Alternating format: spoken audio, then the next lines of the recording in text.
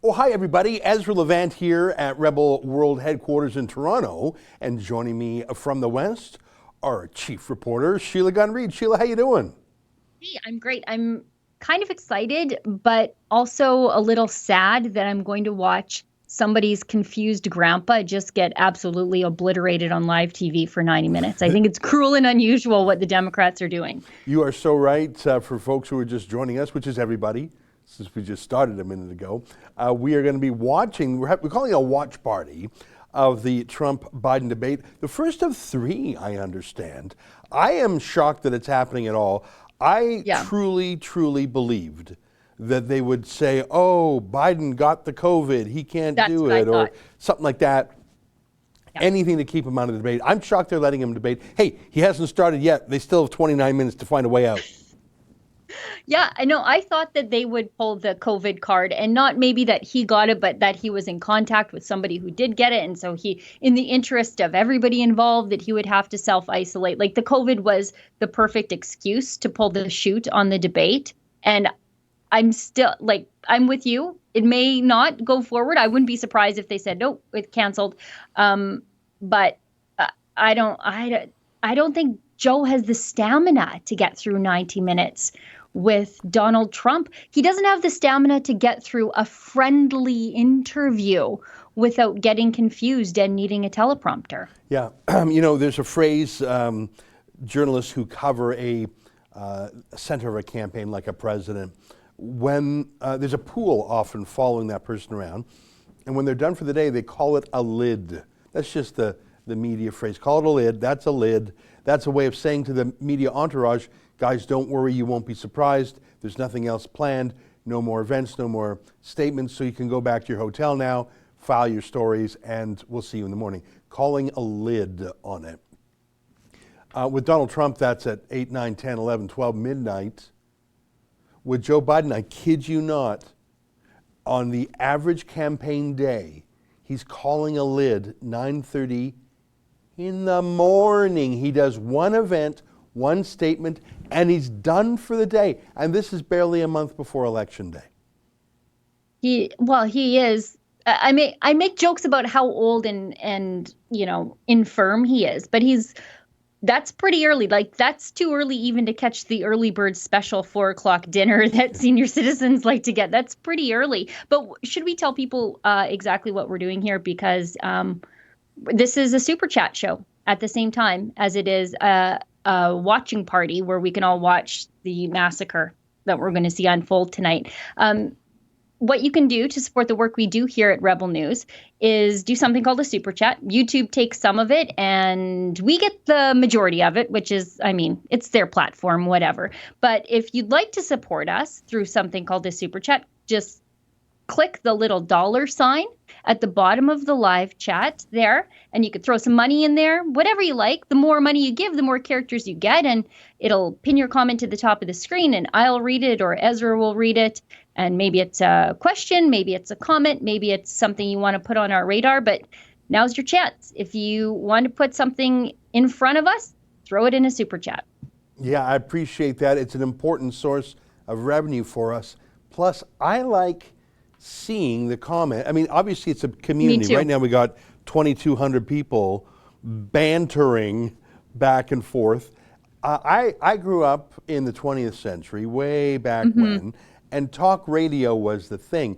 And I remember calling and being on hold for 10, 20, sometimes 30 minutes for the chance to make like a 30-second comment. It was so tough.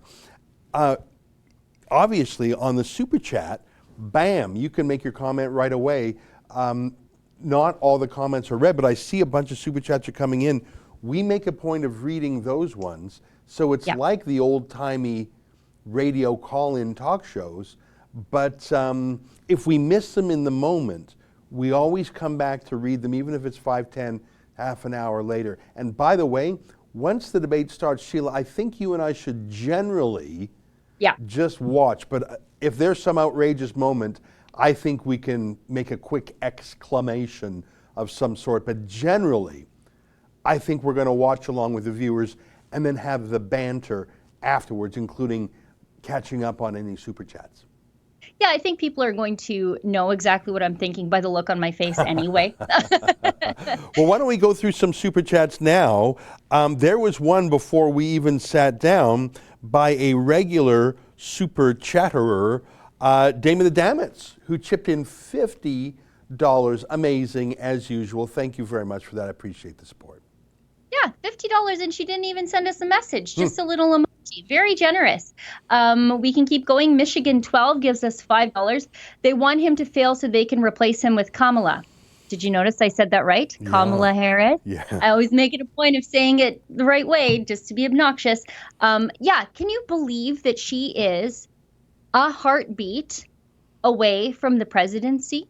She's a green radical. She's the far left radical BLM, green Marxist, Green New Deal side of the party. And if something happens to Joe Biden, and I can't see how it wouldn't in his state, she would be the president. That's very scary. Yeah, you know, there's a lot of scrutiny these days on Amy Coney Barrett, Trump's nominee for the open seat on the Supreme Court. And I don't know if you can find the family picture of her, Justin. Such a beautiful family. She and her husband have 5 kids themselves, and then they adopted 2 kids from Haiti. Such a beautiful family. One of the kids is special needs kids. Just such a great family, and they keep it. I mean, it's the kind of family that everyone says, well, I wish my family was like that. I think it's just, and she's such a successful and accomplished woman, and there's so many great things. Yeah, look at that gorgeous family shot. And my point is, her family and her life is under such scrutiny, her personal life. I've seen absolutely disgusting tweets from blue checkmark Democrat Party operatives saying, oh, they only adopted those kids from Haiti as a campaign prop. I'm serious. Or we need to know about how that adoption went. They are stealing, like just insane personal attacks on the kids. So that's what Amy Coney Barrett is going through right now. Now, Kamala Harris, who was on the Senate and led the charge against Brett Kavanaugh last time, she got her start in politics by sleeping with the mayor of San Francisco, Willie Brown. And she admits this, and he admits this. He was a married man. She slept with him, and so he appointed her to her first position of authority, and she went on by that. It's not even affirmative action. It's a kind of political prostitution. And why do I mention this? Because Kamala Harris is leading the morality brigade, inverted, trying to paint Amy Coney Barrett as some awful,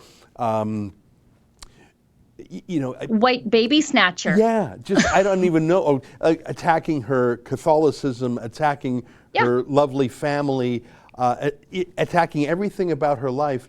This is the woman who got her start in politics by sleeping with her boss, and that's not an allegation. That's how it went down, and it's just so upside down. Imagine if the roles were reversed. Imagine if Trump's nominee for the Supreme Court was a woman who got her first appointment by sleeping with the chief judge or something. And if it was Amy Coney Barrett, the Republican, grilling her. It's just such an upside down world.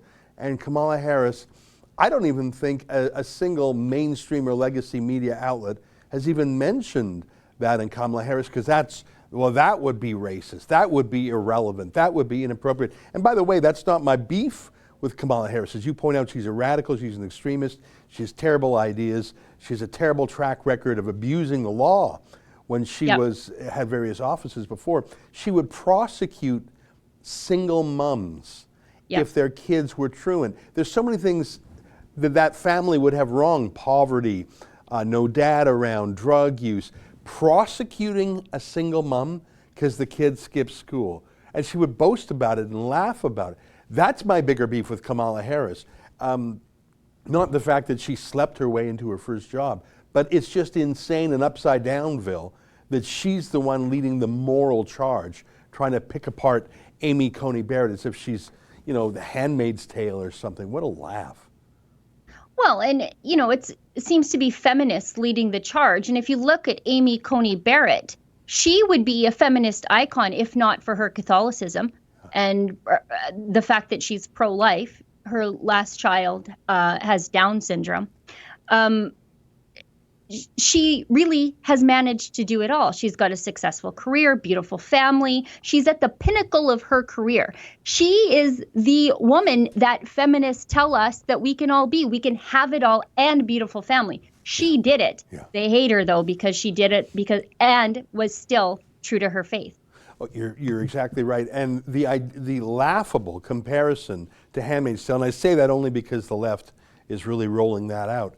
So hang on. So a woman on the Supreme Court, so competent that even left-wing legal professors who say, I disagree with her on every point, but she will be not just a good judge, she'll be a great judge. Like actual lawyers, scholars, professors of the left say, you know what? She's going to be one of the smartest judges and one of the best judges there is. Yeah, she's a conservative, but she's just going to be a great judge. I'm going to call her ACB because the left called Ruth Bader Ginsburg RBG. Well, I'm going to call her ACB, and may she become confirmed and appointed in great haste. And you know what? Let me say this. Donald Trump has done a lot of amazing things as president. Peace in the Middle East. Oh, just that. You know, no new wars, bringing home the troops. Until the pandemic panic, the best economy ever, getting NATO allies to lift their load, scrapping the Iran insanity.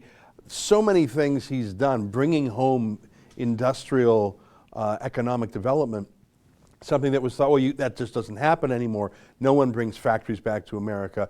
Green light on fracking, mining, drilling, the energy boom down there. I stack up against everything I just listed there his judicial appointments. Working closely with the Federalist Society, which is a conservative, strict constructionist group of lawyers and law professors. But strict constructionist is a fancy way of saying applying the Constitution as it was drafted, as it was written 200 plus years ago, as opposed to interpreting and make-believe, stretching it beyond recognition. They're strict constructionists, they're constitutionalists, as they're also called. Donald Trump, working with the Federal Society, and give the man credit, Mitch McConnell in the Senate, has appointed, confirmed, not just more judges than anyone since Jimmy Carter, but better judges than anyone ever, even better than Reagan. That will be one of Trump's great legacies. Everything else I just listed a minute ago is a legacy, but his judicial appointments are perhaps the most permanent and important. That's why the left's freaking out, because ACB is just going to cement that. Well, and I hope that they proceed with her confirmation at breakneck speeds. Do not let the Democrats drag this out. Her family deserves better than a long, drawn-out production where they will be attacked, maligned, and libeled every step of the way. Yeah. The faster, the better. Get her appointed, get it done, and move on. Because the Democrats would absolutely do the same if they had the opportunity. Oh, yeah, they sure would. Let me say one last thing about RBG.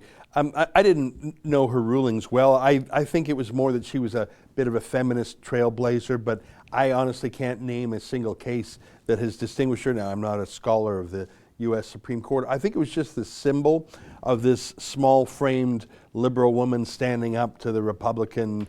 I mean, she held onto that seat till she was 87. There's a wrinkle there because she was 83 in Barack Obama's last year, and leftists tried to get her to resign. They said, look, RBG, you've had a great run. You were a trailblazer. You did so many things. Resign now under Barack Obama so we can appoint a 45 or 50-year-old or 55-year-old judge in your mold to give a 30-year bonus. And she said no, whether it's just no, I'm here for life, or no, I have more work to do, or no, how dare you, or whatever it was, or no, I can outlive Trump. She chose to stay on. In Canada, we have mandatory retirements at age 75 for judges. In the States, they go as long as they want. 87, and she passed away. And I think some hardcore Democrats who are cold-blooded are furious with her. Even Chuck Schumer, the senator from New York, his first tweet was a political one. 10 minutes later, he said, "Oh, whoops, yeah, also sorry for your passing." I mean, it's an incredibly political moment. Why don't we get back to the super chats? We're having a good kibitz, you and me. We got so many super chats. Let's see if we can burn through as many of them as we can before the debate starts. Sure. Lisa Proust gives us $5. Thank you, Ezra and Sheila. Love you both. And the whole crew at Rebel News, as you already know. Thank you, Lisa. And thank you for your constant support of the work that we do here. You're a regular super chatter, regular tweeter in support of us. Jim Rat gives us $2. Ezra, where is your popcorn? Well, I got my snacks just out of the field of view. You can only see this much, but I got snacks. I got all sorts of stuff around me. Yeah. I have a thermos that's just off screen, but it's green. So if I pick it up, it looks like it's floating. Oh, yeah. Yeah. Robert Worley gives us $5. Can't wait for the comedy. I can't wait, but I can also wait. The soft-hearted part of me doesn't want to see somebody's grandpa kicked around. Stephen Conlon gives us £10. Trump 2020, love from Birmingham, England. Well. We say Birmingham and we say Peterborough. Peterborough. I was over in Peterborough in the UK. They say Peterborough. They made so much fun of me, Sheila, when I said Peterborough. And I'm sure a Brummie would make fun of us for saying Birmingham. But that's how we Canadians say it. But thank you very much, Stephen. Stephen, if you wouldn't mind, please, maybe put it in a super chat. What is the appropriate way for me to say Worcestershire? Write it phonetically. I think it's Worcestershire. I have no idea. Worcestershire. Is it Worcestershire? I haven't hung out with Tommy in a while. I haven't been over there. I have no idea. I can't get enough of the accents. Here, I'll read a few. Cindy McSeven, $10. Thank you both for all you do. Also, Mr. Producer Justin, all the rebels. It's so true. And Justin, who doesn't get any of the on-screen credit, but he's here from beginning to end. And he schlepped back down here, so thank you for doing that, Justin. Mark Cougar, $10. How much is Soros involved with the Democrat Party? Thanks, Rebel News, for all you do. I did a long show on that the other day, and the answer to your question is not a matter for speculation. It's a matter that Soros himself brags about. If you go to his Open Society's website, that's the name of his NGO. He himself has given $38 billion by his own admission. $38 billion. I put it to you, that's more than every conservative NGO, super PAC, think tank combined. Put that in perspective. The 2016 election, Hillary Clinton spent about $1 billion. The super PACs on her side, about another billion, $2 billion. Okay, so Soros transferred $18 billion. His total givings since 1984 to $32 billion. Thanks. So this is from the web. I misremembered. I said 38. $32 billion.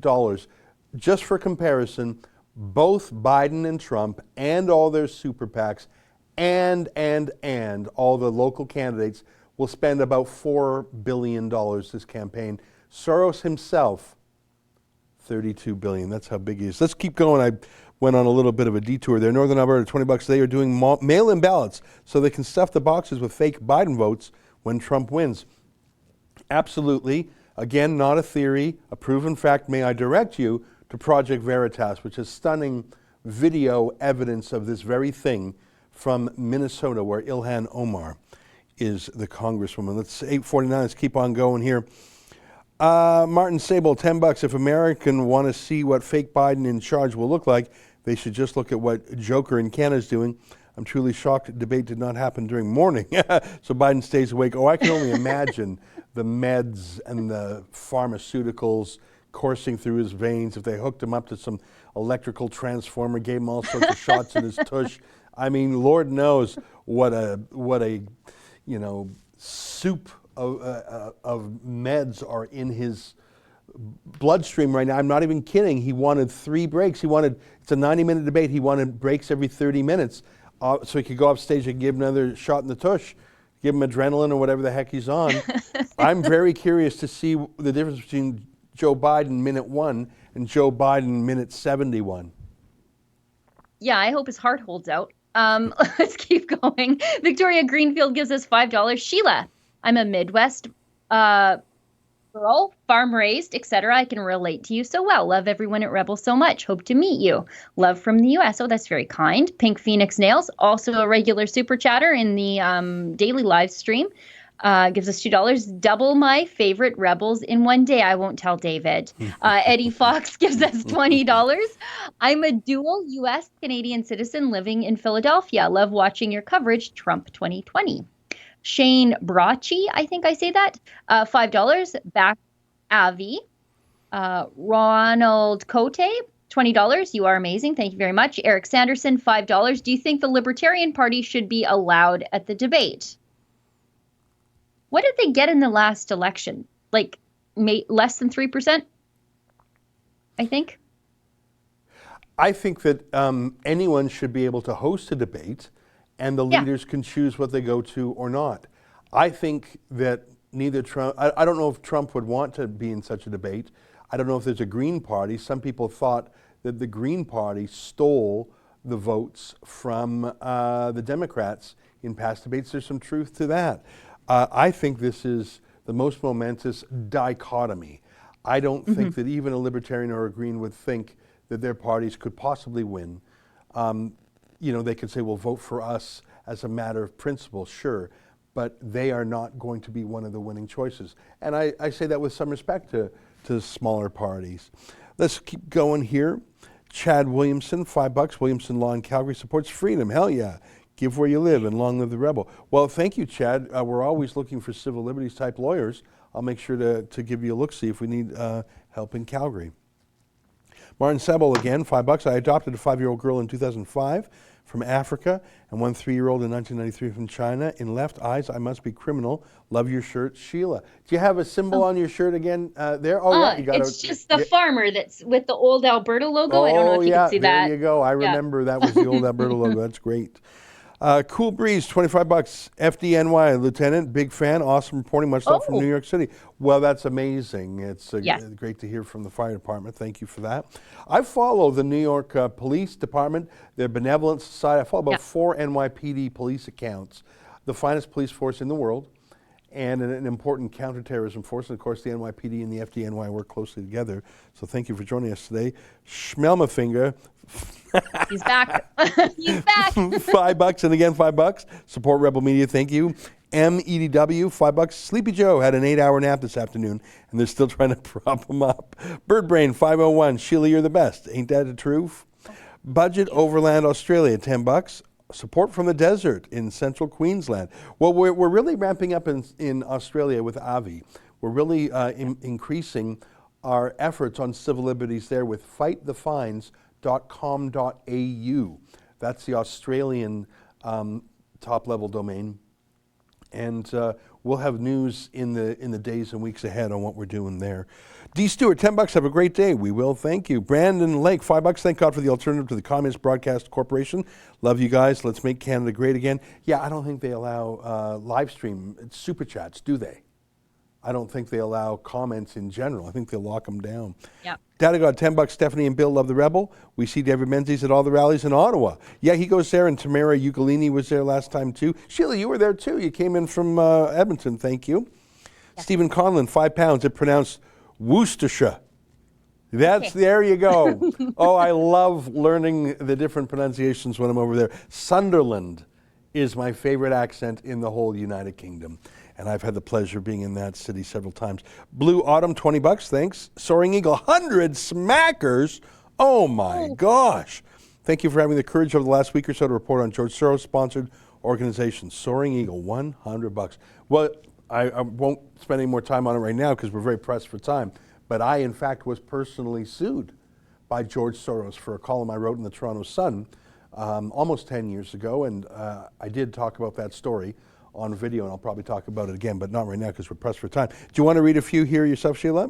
Sure. And our social media guy says that our coverage of our George Soros access to information about the immigration ministry and their role in the immigration ministry was some of our most shared stories this week. Jean Mon, gives us $20. Thanks for being you. Thank you. Mark gives us $5. They're pumping Grandpa up with stimulants right now. Is everybody ready to count the hey mans and the come on mans? Anyway, you know the thing. Man. Come on, man. You know the thing. Oh, I was going to be funny and get some corn pops and have them on the desk with me, but the kids ate them all. Oh, he said some weird things, that guy. Keep going. Okay. MVP gives us $5. Biden will have nowhere to hide during this debate. I predict an easy victory for Trump, unless the lying dog-faced pony soldier rolls in and saves him. I don't know how he's going to get out of this. Gold Star gives us $10. Rebel Media, vanguard of the conservative media globally. Jay Pratchner gives us $5. Wonder what Biden will be on tonight. I think it's going to be a real cocktail of things. Yeah. I can't believe he's getting in the ring with Trump. Yeah. I mean, it still remains to be seen. We're 4 minutes out. Donkey Sauce gives us £10. Your thoughts on the UK, Canada, New Zealand, Australia, and potential U.S. trade and potential travel deal? I feel that it will benefit us so much better than the EU since the shared culture. Thoughts? Ezra? Well, yeah, that's the Five Eyes, isn't it? That's the Five Eyes Security Coalition. And I think there is a natural affinity amongst those countries, certainly more than the continental Europe has with the UK. Tristan Ruthers, $10. Please look into Schwa Radio X in Quebec City. That's so funny you say that. Yep. That was my entire monologue tonight. You can find that elsewhere on the page. And we're putting the whole thing up on TV tomorrow.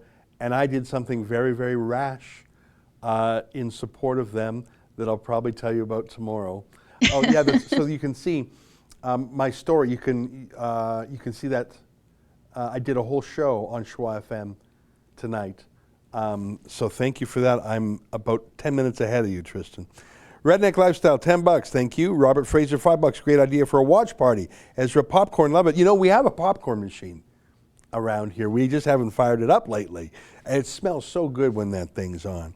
Ian McKnight, $5. Peak Insanity Achieved. Just watched a high school band in Regina play music instruments on CBC wearing masks. They cut hole in the masks to play. Oh, that is so dumb. Drunk Canadian, $5. If Trump plays this correct, he will come out strong but not completely overpowering, so the media can't say he bullied Biden. Well, listen, we're all assuming Biden we have such low expectations for him. He might exceed them. KZ, 1,000 guy, won $5. Discovered your channel during the beginning of the latest flu bug. Part of my regular news feed now. Keep up the great work. Thanks. You know, we've really told the other side of the story, haven't we? Joey Sharp, $20. Thanks, Joey. Third World, $5. No comment, just support. Thanks, guys. Well, I appreciate that, and I think we're pretty much caught up. Sheila, here's what's going to happen when Justin's monitoring the feed of the debate, and when it's called to order, you and I will sort of hush up a little, and we'll be in our corners just like this. Yeah, in fact, It looks like they're sort of getting ready now, right? So it's about 5 minutes away. Yeah, why don't we hear what they're saying? Sure.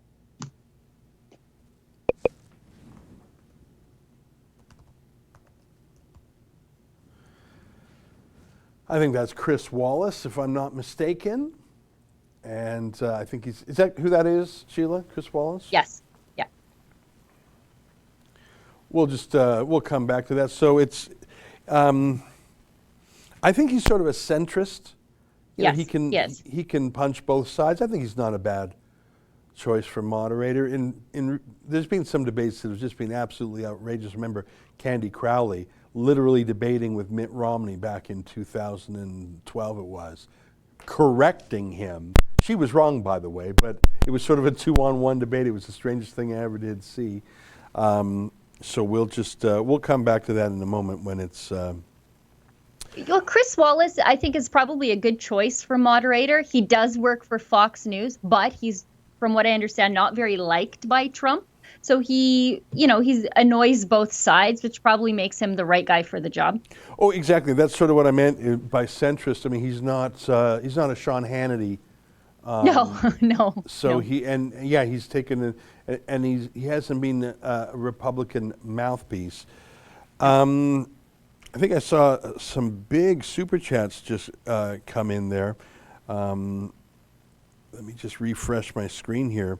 Add-in armor, $50. Amazing. Glad you guys are doing a watch party for the debate. Was looking forward to this all day. Biden is always good for a laugh. Got out of the tractor early and grabbed some beer just for this. Hello from Saskatchewan. Thank you for that. Fishaholic, $20 with a fun little emoji. And I already read Joey Sharps. Thank you for that. So how are we doing? I don't see Justin there. I think he's fixing something. And we will be going over to the screen.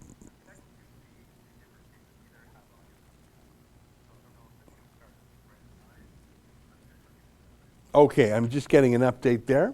We're checking two different feeds. Neither have audio coming out of them now. Justin's just going to work on that because things are set to start shortly. And he always, yeah, there we go. We got the audio. Justin saves the day again. Always. So we'll hush up.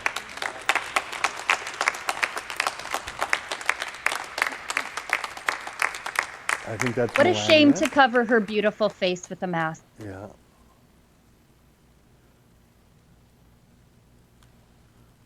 Yeah, that's the Trump team. You see Lara Trump there.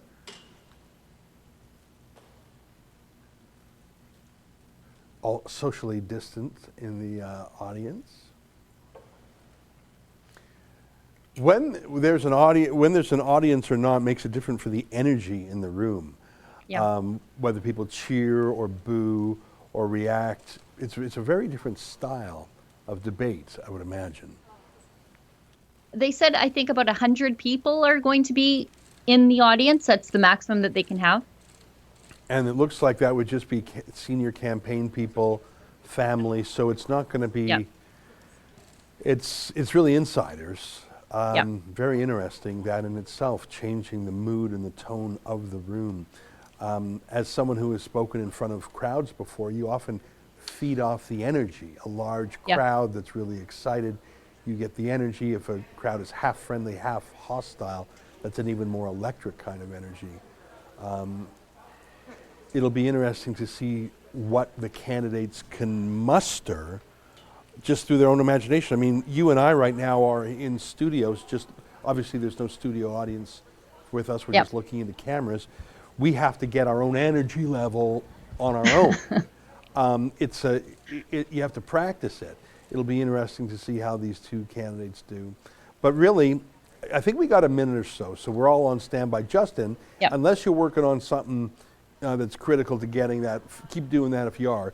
But if not, I'd love to show one or two of the clips of Biden, like the out of breath one. I think that was on Constitution Day or something. How can this guy go 90 minutes with Trump? I mean, maybe I'm setting him up for success, but take a look at this. Good afternoon, and welcome to the nation's Constitution Center. I had the great privilege of being the guest leader of this outfit for a year. It's the appropriate place to make the speech I'm about to make. I attended Mass earlier today and prayed for Justice Ruth Bader Ginsburg and her family. Out of breath, losing his train of thought, low energy, I don't know. If that's how I am, I mean, I'm completely out of shape. That's how I am when I huff and puff and run, you know, a little bit. But a candidate who's ready to go full tilt all day, this is his first and only event of the day. He's just walking out to give a talk. If that were my grandpa, my grandfather's passed away, but if that were my grandpa, I would say, Grandpa, you okay? Do you want to sit down for a bit? Can I get you a water? Here, put your feet up a little bit, your head down, get some blood there. Do you want to take a break? I wouldn't say let's go to the hospital. It's not that bad yet, but I'd say, Grandpa, are you doing okay? That's what I would say if that were my grandpa. I worry about Biden's mood. He gets very... Good evening from the Health Education Campus of here we go. Let's Reserve take a look. University and the Cleveland Clinic. I'm Chris Wallace of Fox News, and I welcome you to the first of the 2020 presidential debates between President Donald J. Trump and former Vice President Joe Biden. This debate is sponsored by the Commission on Presidential Debates. The commission has designed the format, 6 roughly 15-minute segments with 2-minute answers from each candidate to the first question, then open discussion for the rest of each segment. Both campaigns have agreed to these rules. For the record, I decided the topics and the questions in each topic. I can assure you, none of the questions has been shared with the commission or the 2 candidates. This debate is being conducted under health and safety protocols designed by the Cleveland Clinic, which is serving as the health security advisor to the commission for all 4 debates. As a precaution, both campaigns have agreed the candidates will not shake hands at the beginning of tonight's debate. The audience here in the hall has promised to remain silent. No cheers, no boos or other interruptions, so we, and more importantly you, can focus on what the candidates have to say. No noise except right now, as we welcome the Republican nominee, President Trump, and the Democratic nominee, Vice President Biden.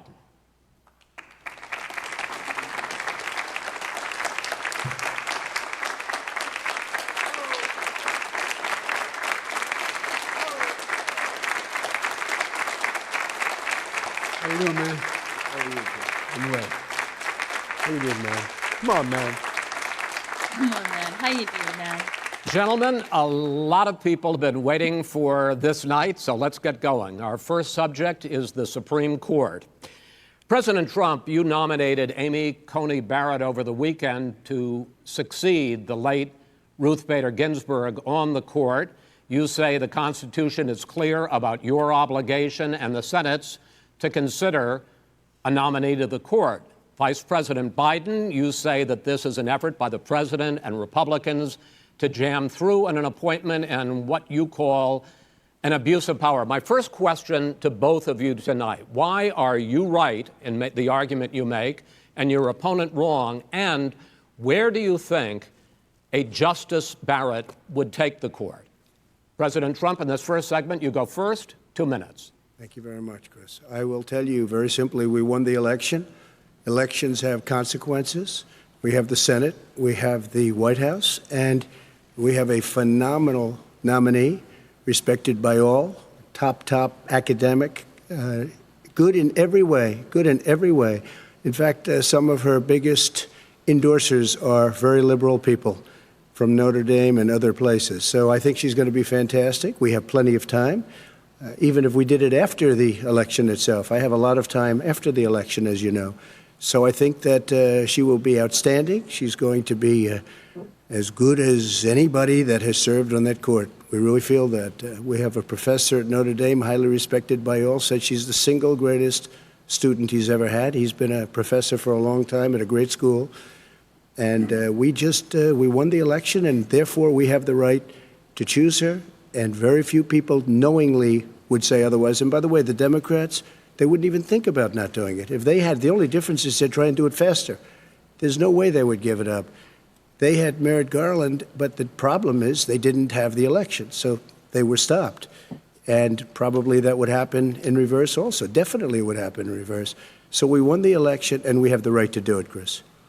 President Trump, thank you. Same question to you, Vice President Biden. You have 2 minutes. Well, first of all, thank you for doing this, and looking forward to this, Mr. President. Thank you, Joe. The American people have a right to have a say in who the Supreme Court nominee is, and that say occurs when they vote for a United States senators and when they vote for the President of the United States.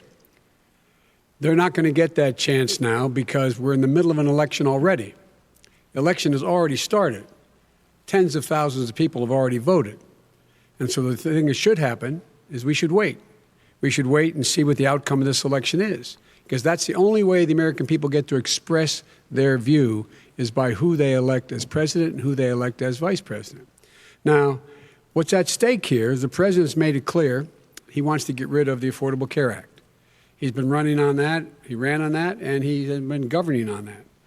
He's in the Supreme Court right now trying to get rid of the Affordable Care Act, which will strip 20 million people from having insurance, health insurance now, if it goes into court, and the justice, and I have nothing. I'm not opposed to the justice. She seems like a very fine person, but she's written before she went on the bench, which is her right, that she thinks that the Affordable Care Act is not constitutional. The other thing that's on the court, and if it's struck down, what happens? Women's rights are fundamentally changed. Once again, a woman could be pay more money because she has a pre-existing condition of pregnancy. They were able to charge a woman more for the same exact procedure a man gets. And that ended when we, in fact, passed the Affordable Care Act.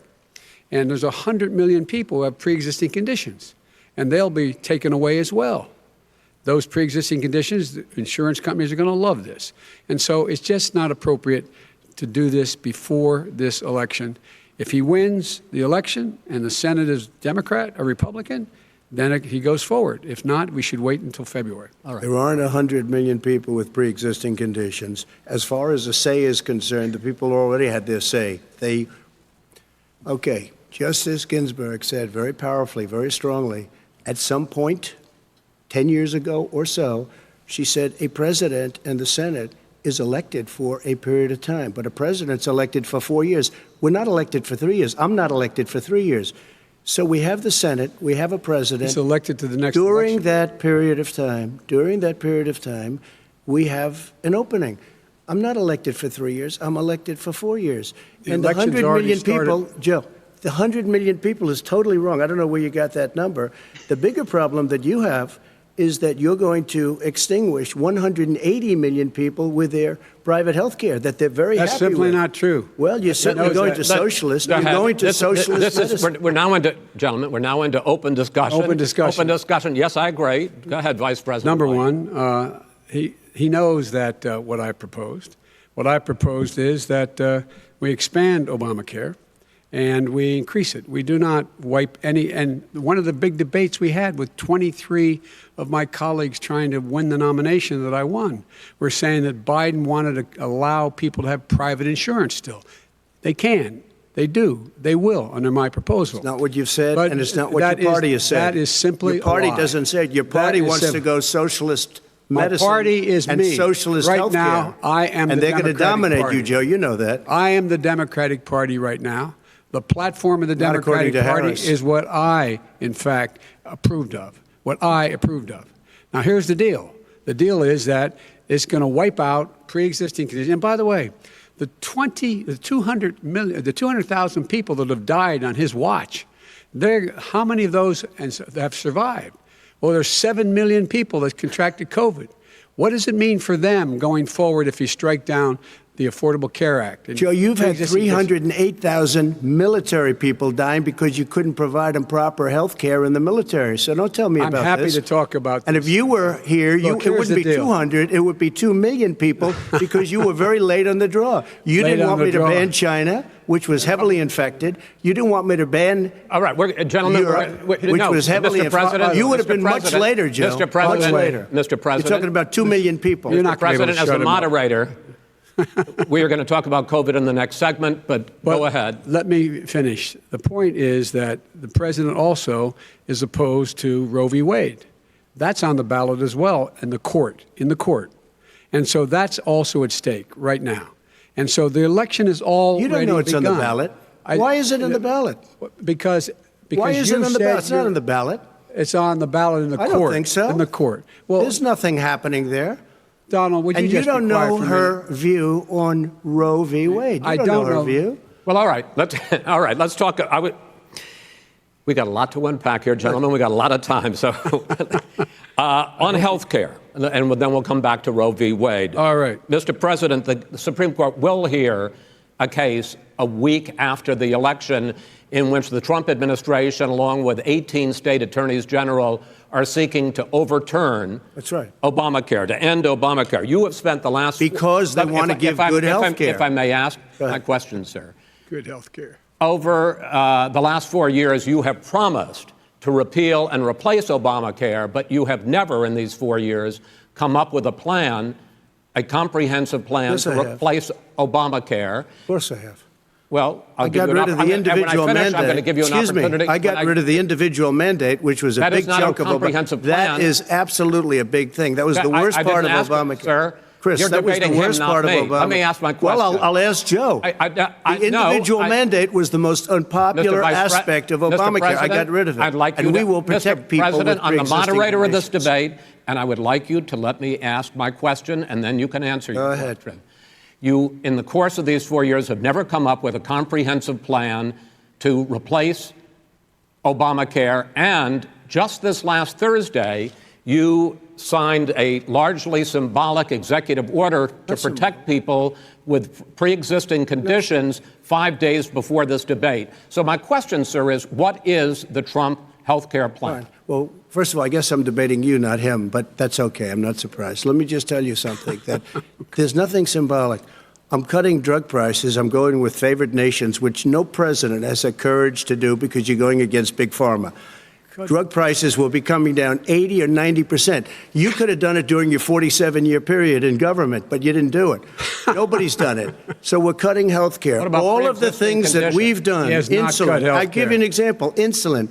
It was destroying families, destroying people. The cost, I'm getting it for so cheap. It's like water, you want to know the truth. So cheap. Take a look at all of the drugs what we're doing, prescription drug prices. We're going to allow our governors now to go to other countries to buy drugs because they pay just a tiny fraction. As I say, this is open discussion. No, but this is big stuff. Sir, you'll be happy. I'm about to pick up on one of your points to ask the vice president, which is he points out that you would like to add a public option to Obamacare, and the argument that he makes and other Republicans make is that that is going to end private insurance. It is and not. Well, if I can ask you the question, it will not end. What your party says, by the way. It will end private insurance and create a government takeover of health care. It does not. It's only for those people who are so poor they qualify for Medicaid. They can get that free in most states, except governors who want to deny people who are poor Medicaid. Anyone who qualifies for Medicaid would automatically be enrolled in the public option. The vast majority of the American people would still not be in that option, number one. Joe, you agreed with Bernie Sanders, who's far left, on the manifesto, we call it, and that gives you socialized medicine. Look, hey, I'm not going to listen to him. The fact of the matter is, I beat Bernie Sanders. Not by much. I beat him a whole hell of a lot. I'm here standing facing you, old buddy. Pocahontas would have left 2 days early. You would have lost every primary. All he knows how to on do Super is hurt. Tuesday. You got very lucky. Here's the deal. I got very lucky. I'm going to get very lucky tonight as well. And tonight I'm going to make sure, because here's the deal. Here's the deal. The fact is that everything he's saying so far is simply a lie. I'm not here to call out his lies. Everybody knows he's a liar. But you I just want to make sure. Joe, you're the liar. I want to make sure. Graduated last in your class, not first in your class. I want to make sure. Mr. President, can you let him finish, sir? No, he doesn't know how to do that. He has, You'd be surprised. You pick You'd be surprised. the wrong guy, the wrong night at the wrong time. Listen, you agreed with Here's Bernie the Sanders to the The manifesto. whole idea. Let him. There is no manifesto, number one. Please let him speak, Mr. Number President. two. You just lost the left. Number two. You just lost the left. You agreed with Bernie Sanders on a plan folks, absolutely folks, agreed do you have any idea what this clown's doing? They call it Mr. Do you have any do? socialized medicine. Mr. President. I'll tell you what. He is not for any help for people needing health care. Because he, in fact, already has cost 10 million people their health care that they had from their employers because of his recession. Number one. Number two, there are 20 million people getting health care through Obamacare now that he wants to take it away. He won't ever look you in the eye and say that's what he wants to do. Take it away. No, I want to give them better health care at a much lower price because Obamacare is no good. He doesn't know how to do that. I've already fixed it. He has never offered a plan. Fixed it to an extent. He has never done a single thing. As you might know, but probably don't. Gentlemen, you realize if you're both speaking at the same time, and it's too expensive. Let the president. Go ahead, sir. Obamacare is no good. We made it better, and I had a choice to make very early on. We took away the individual mandate. We guarantee pre-existing conditions, but took away the individual mandate. Listen, this is the way it is. And that destroyed, they shouldn't even call it Obamacare. Then I had a choice to make. Do I let my people run it really well Or badly. If I run it badly, they'll probably blame him, but they'll blame me. But more importantly, I want to help people, okay? I said, you got to run it so well. That's what he's and I known just for. had a meeting with them. They said the problem is no matter how well you run Obamacare, it's a disaster. It's too expensive, Okay. premiums I are got too it. high, and That's it what his doesn't work. people- that's so what his people we said. do want to get rid of it. Chris, we want to get rid of it. I understand and it, sir, give but I something have that's to cheaper give and you better. roughly equal time. Good. Please let the vice president talk. Good. He has no plan for health care. Of course we do. Please. He sends out wishful thinking. He has executive orders that have no power. He hasn't lowered drug costs for anybody. He's been promising a health care plan since he got elected. He has none, like almost everything else he talks about. He does not have a plan. He doesn't have a plan. And the fact is, this man doesn't know what he's talking about. All right. He's I have one final question for you, Sure. Mr. Vice President. If Senate Republicans, we were talking originally about the Supreme Court here, if Senate Republicans go ahead and confirm Justice Barrett, there has been talk about ending the filibuster or even packing the court, adding to the 9 justices there. You call this a distraction by the president, but in fact, it wasn't brought up by the president. It was brought up by some of your Democratic colleagues in the Congress. So my question to you is, you have refused in the past to talk about it. Are you willing to tell the American people tonight whether or not you will support either ending the filibuster or packing the court? Whatever position I take on that, that'll become the issue. The issue is the American people should speak. You should go out and vote. You're in voting now. Vote and let your senators know how strongly you feel. Vote now. Are you going to pack the Make court? sure you, in fact, let people know He doesn't want you're to a answer the senator. question. I'm not going to answer the question Why because wouldn't you answer that because question? the question You want to put a lot is of the new question Supreme Court is justice, the radical question, left. Will you shut up, man? Listen, who is on your list, Joe? This Who's is on your so list? Right, gentlemen, I think This we've is ended so this. He's going to pack the unpresidential. court. We have I'm not going to give a list. We have ended this segment. We're going to move on to the second segment. That was Will really you a shut up, productive man? segment, That's wasn't it? my favorite and least favorite Keep line. yapping, man. The people And understand, Jay. Something he's been practicing all 47 night, years I you've think. done nothing. They understand. All right.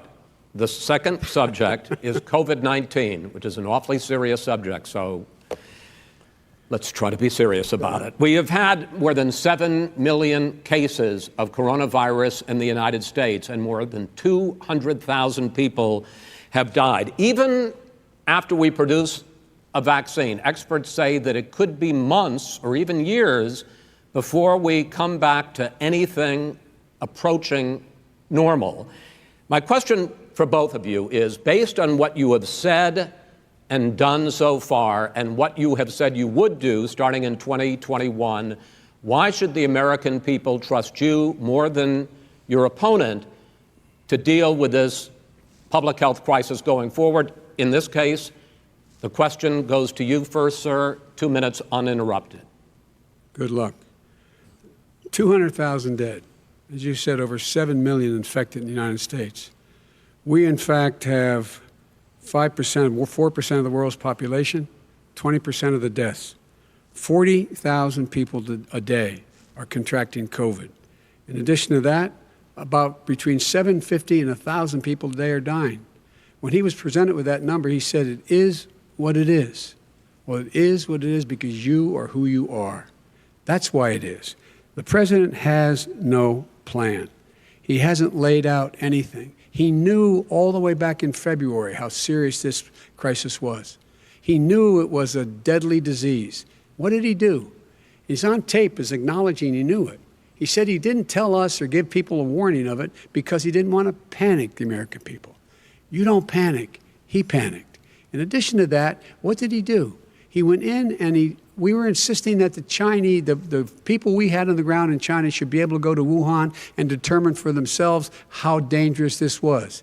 He did not even ask Xi to do that. He told us what a great job Xi was doing. He said we owe him a debt of gratitude for being so transparent with us.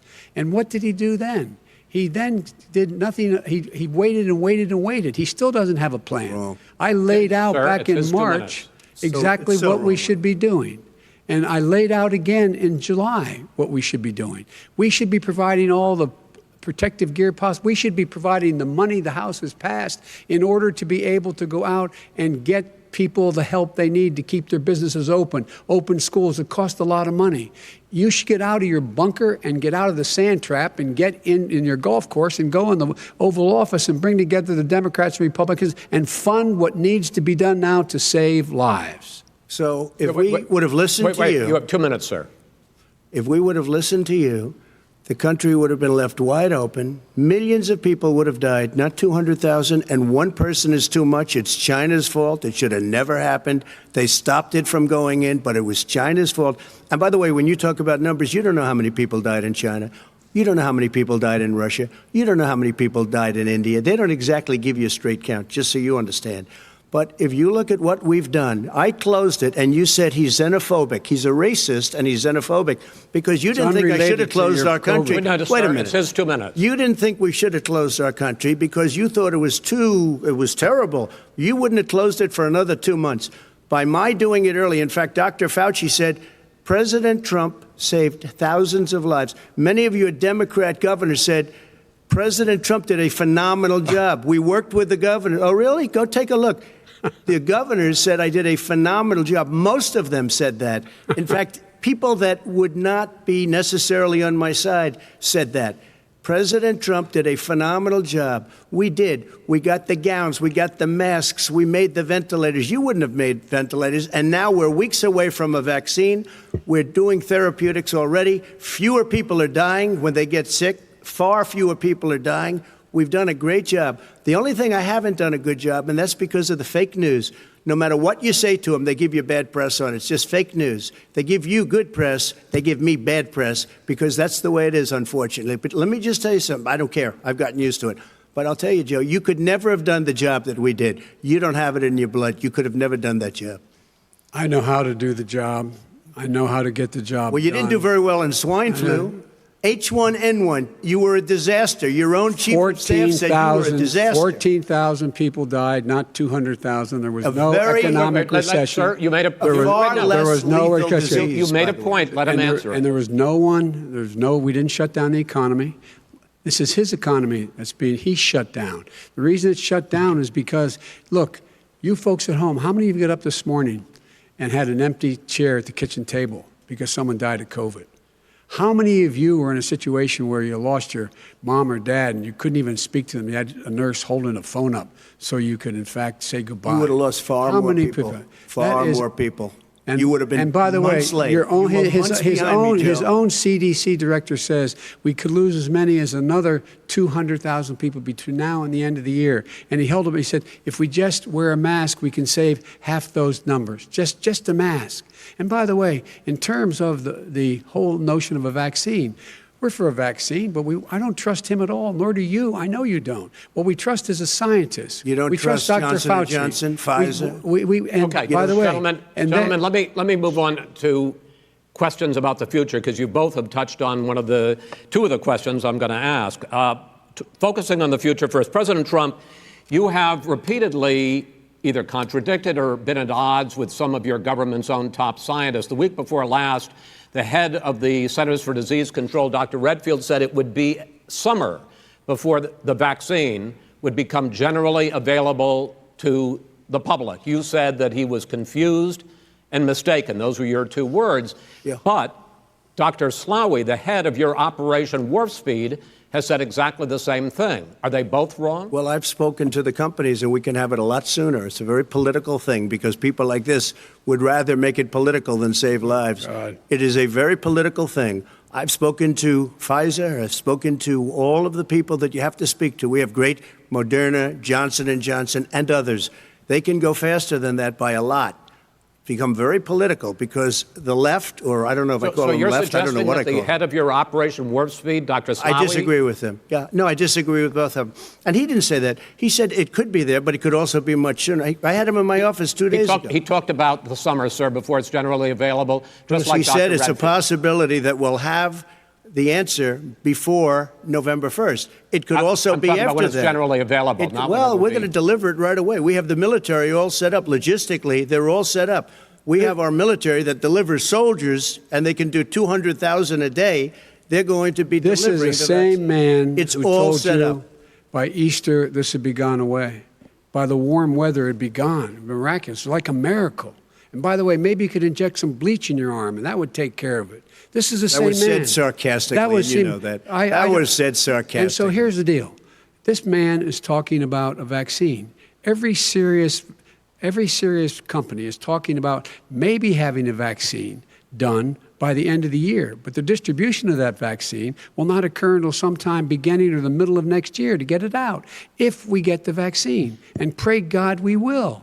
Pray God we will. Mr. Vice President, I want to pick up You'll have the vaccine sooner I want to than pick that. up on this question, though. You say the public can trust the scientists, but they can't trust President Trump. In fact, you said that again tonight. Your running mate, Senator Harris, goes further, saying the public health experts, quote, will be muzzled, will be suppressed. Given the fact that polls already show that people are concerned about the vaccine and are reluctant to take it, are you and your running mate, Senator Harris, contributing to that fear? No more than the question you just asked him. You pointed out. He puts pressure and disagrees with his own scientists. But you're saying Everybody you can't, knows. or Senator And Harris is saying no, you can't trust the scientists. No, you can trust the scientists. She didn't say that. You can't trust She said the public health Did say experts, that. quote, will be muzzled, will Yes. be suppressed. Well, that's what he's going to try to do. But there's millions of scientists, there's thousands of scientists out there, like here at this great hospital, that don't work for him. Their job doesn't depend on him.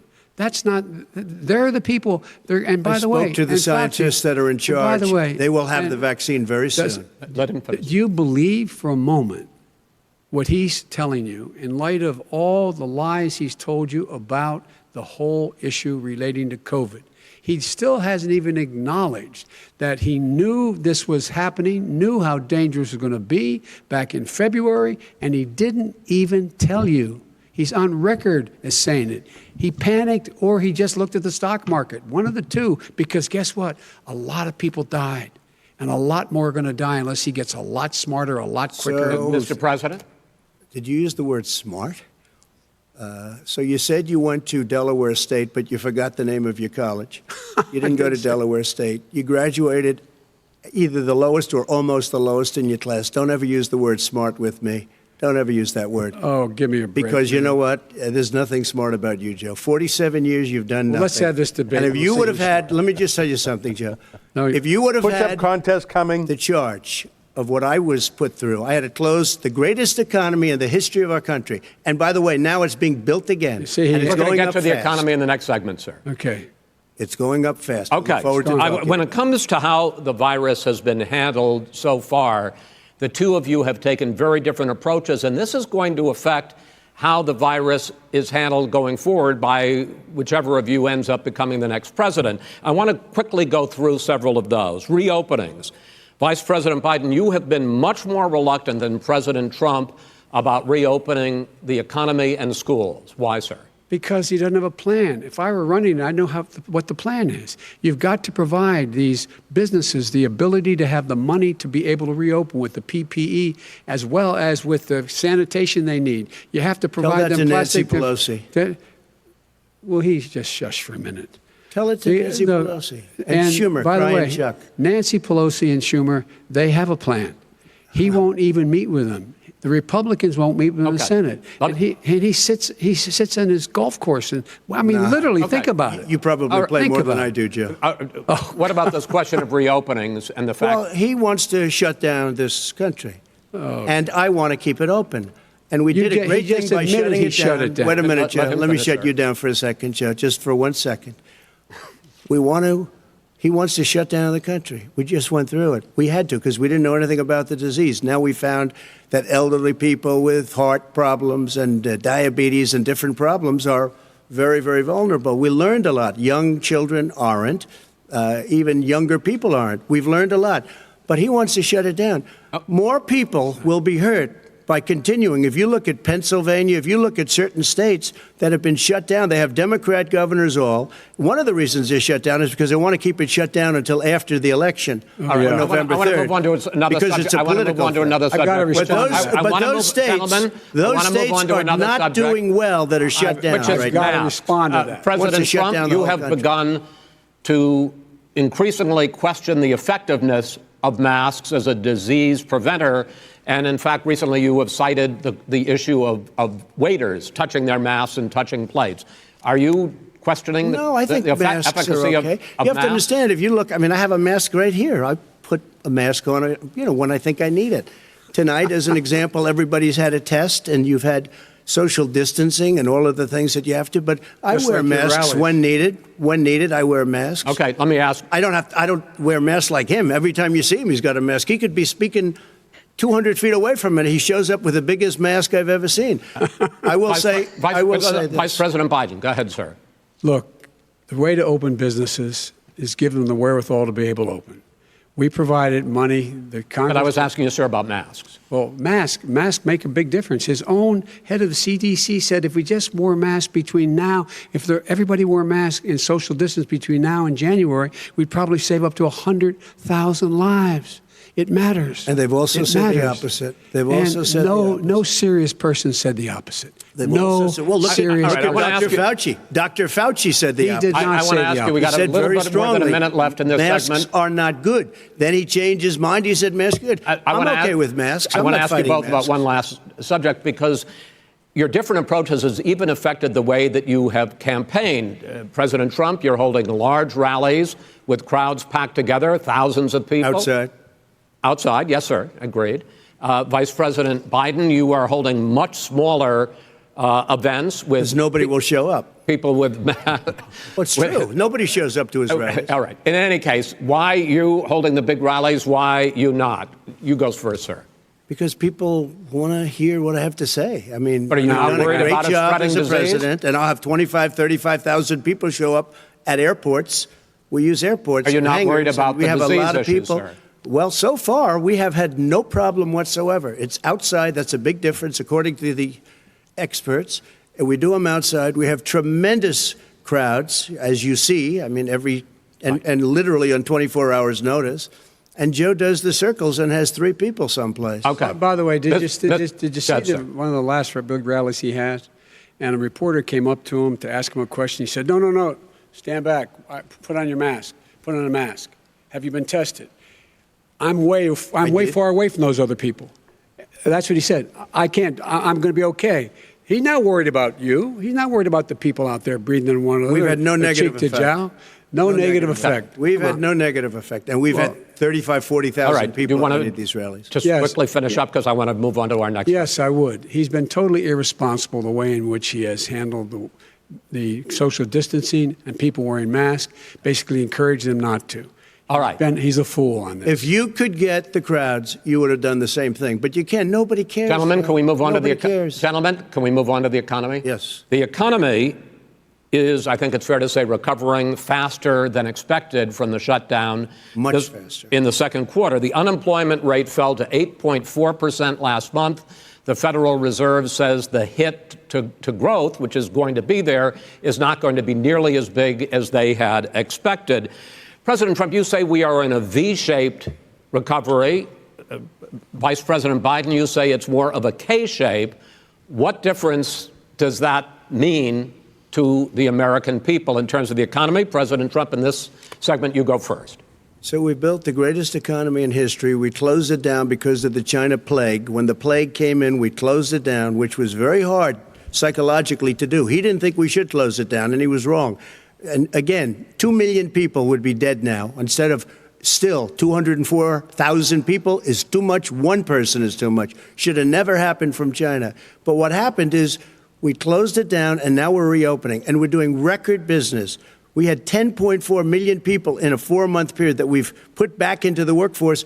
That's a record the likes of which nobody's ever seen before. And he wants to close down he will shut it down again. He will destroy this country. You know, a lot of people, between drugs and alcohol and depression, when you start shutting it down, you take a look at what's happening at some of your Democrat-run states where they have these tough shutdowns. And I'm telling you, it's because they don't want to open it. One of them came out last week. You saw that. Oh, we're going to open up on November 9th. Why November 9th? Because it's after the election. They think they're hurting us by keeping them closed. They're hurting people. People know what to do. They can social distance. They can wash their hands. They can wear masks. They can do whatever they want. But they got to open these states up. When you look at North Carolina, and these governors are under siege, Pennsylvania, Michigan, and a couple of others, you got to open these states up. It's not fair. You're talking about almost it's like being in prison. And you look at what's going on with divorce, look at what's going on with alcoholism and drugs. It's a very, very sad thing. And he'll close down the whole country. This guy will close down the whole country and destroy our country. Our country is coming back incredibly well, setting records as it does it. We don't need somebody to come in and say, let's shut it down. All right. Your 2 minutes, sir. We're now moved to you. As I said, posing the question, the president says it's a V-shaped recovery. You say it's a K-shaped recovery. What's the difference? The difference is millionaires and billionaires like him in the middle of the COVID crisis have done very well. Billionaires have made another $300 billion because of his profligate tax proposal, and he only focused on the market. But you folks at home, you folks living in Scranton and Claymont and all the small towns and working class towns in America, how well are you doing? This guy paid a total of $750 in taxes. Sir, wait, no, sir, it's just wrong statement. Yeah, I understand. You've agreed to the 2 minutes, so please let him have it. Do I get my time back? The fact is that he has, in fact, worked on this in a way that he's going to be the first president of the United States to leave office having fewer jobs in his administration than when he became president. Fewer jobs than when he became president. First one in American history. Secondly, the people who have lost their jobs are those people who have been on the front lines, those people who have been saving our lives, those people who have been out there dying, people who've been putting themselves in the way to make sure that we could all try to make it. And the idea that he is insisting that we go forward and open when you have almost half the states in America with a significant increase in COVID deaths and COVID cases in the United States of America. And he wants to open it up more. Why does he want to open it up? Why doesn't he take care of the American? You can't fix the economy until you fix the COVID crisis. And he has no intention of doing anything about making it better for you all at home in terms of your health and your safety. Schools. Why aren't schools open? Because it costs a lot of money to open them safely. You know, they were going to give, his administration was going to give the teachers and school students masks. And then they decided, no, couldn't do that because it's not a national emergency. Not a national emergency. They've done nothing to help small businesses. Nothing. They're closing. 1 in 6 is now gone.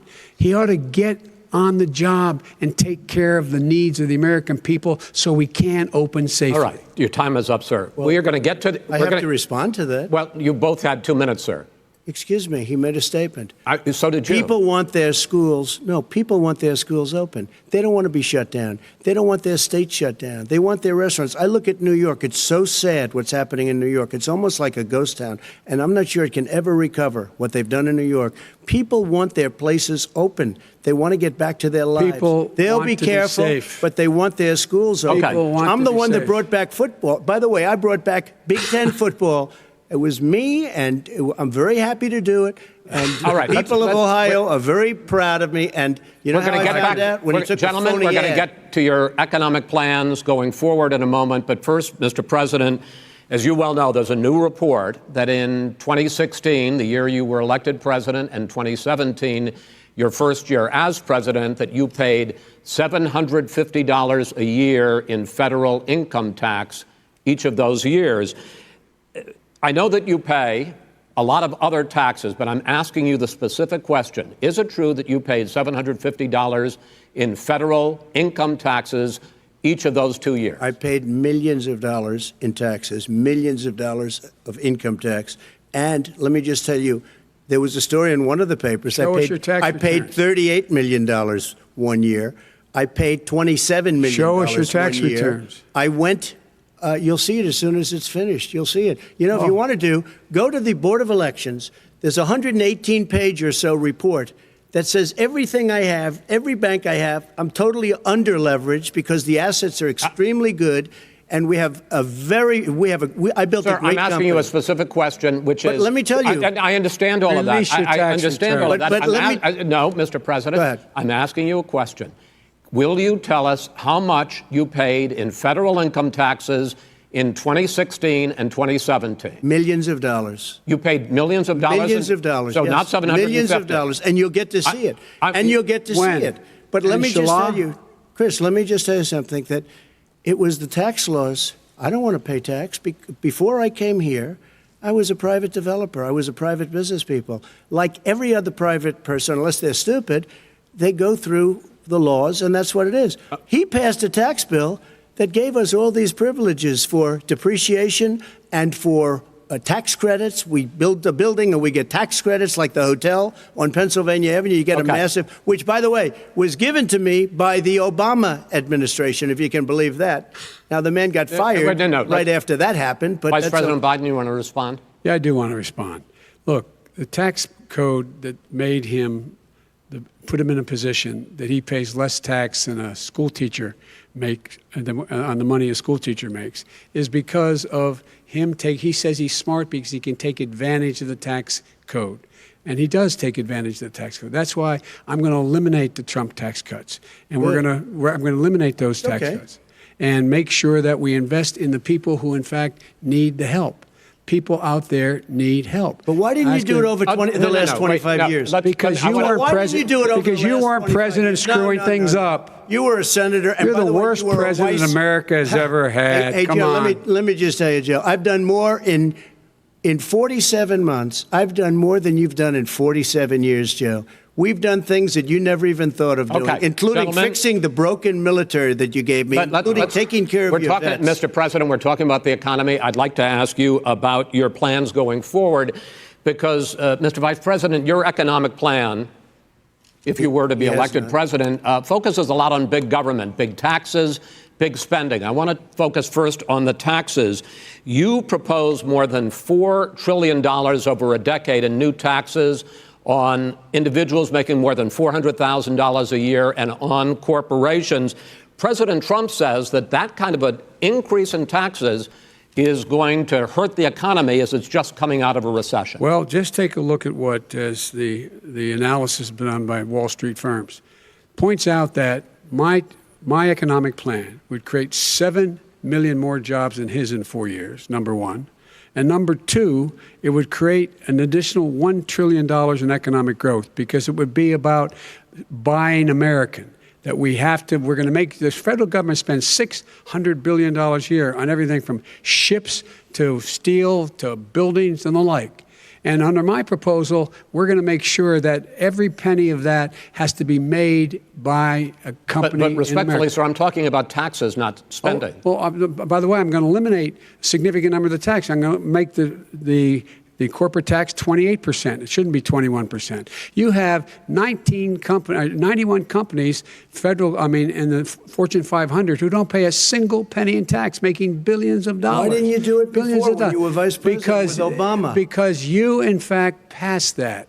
That was your tax proposal. I got it done. And you know what happened? Yeah, you got it done. Our economy boomed like it's never boomed. The economy is busted. Let me finish. Mr. President, let me pick up on that. You would continue your free market approach, lower taxes, more deregulation, correct? Not lower taxes for the American people. Excuse me. But in Obama's, you talk about the economy booming, it turns out that in Obama's final 3 years as president, more jobs were created, 1.5 million more jobs than in the first 3 years of your presidency. They had the slowest recovery economic recovery since 1929. It was the slowest recovery. Also, they took over something that was down here. All you had to do is turn on the lights and you pick up a lot. But they had the slowest economic recovery since 1929. Let me tell you about the stock market. When the stock market goes up, that means jobs. It also means 401ks. If you got in, if you ever became president with your ideas, you want to terminate my taxes, I'll tell you what, you'll lose half of the companies that have poured in here will leave, and plenty of companies that are already here, they'll leave for other places. They will leave, and you will have a depression, the likes of which you've never seen. Look, we inherited the worst recession short of a depression in American history. I was asked to bring it back. We were able to have an economic recovery that created the jobs you're talking about. We handed him a booming economy. He blew it. It wasn't booming. He blew it. It wasn't booming. It was the weakest recovery since 1929. Is it fair to say he blew it when there was record low unemployment before COVID? Yeah, but because what he did, even before COVID, manufacturing went in the hole. Manufacturing went in the hole. Excuse me, Chris. Wait. Number two. Chris. Number three. They said it would take. No, you were number two. No. Chris. They said it would This take a guy is miracle to bring back manufacturing. I brought back 700,000 jobs. They brought back nothing. They gave up on manufacturing. We Part did of my not agree. standard fare. I'm the guy that He brought totally back the gave up on automobile manufacturing. industry. All right, let him. We brought back, I was asked to bring back Chrysler and General Motors. We brought them back right here in the state of Ohio and Michigan. He blew it. They're gone. He blew it.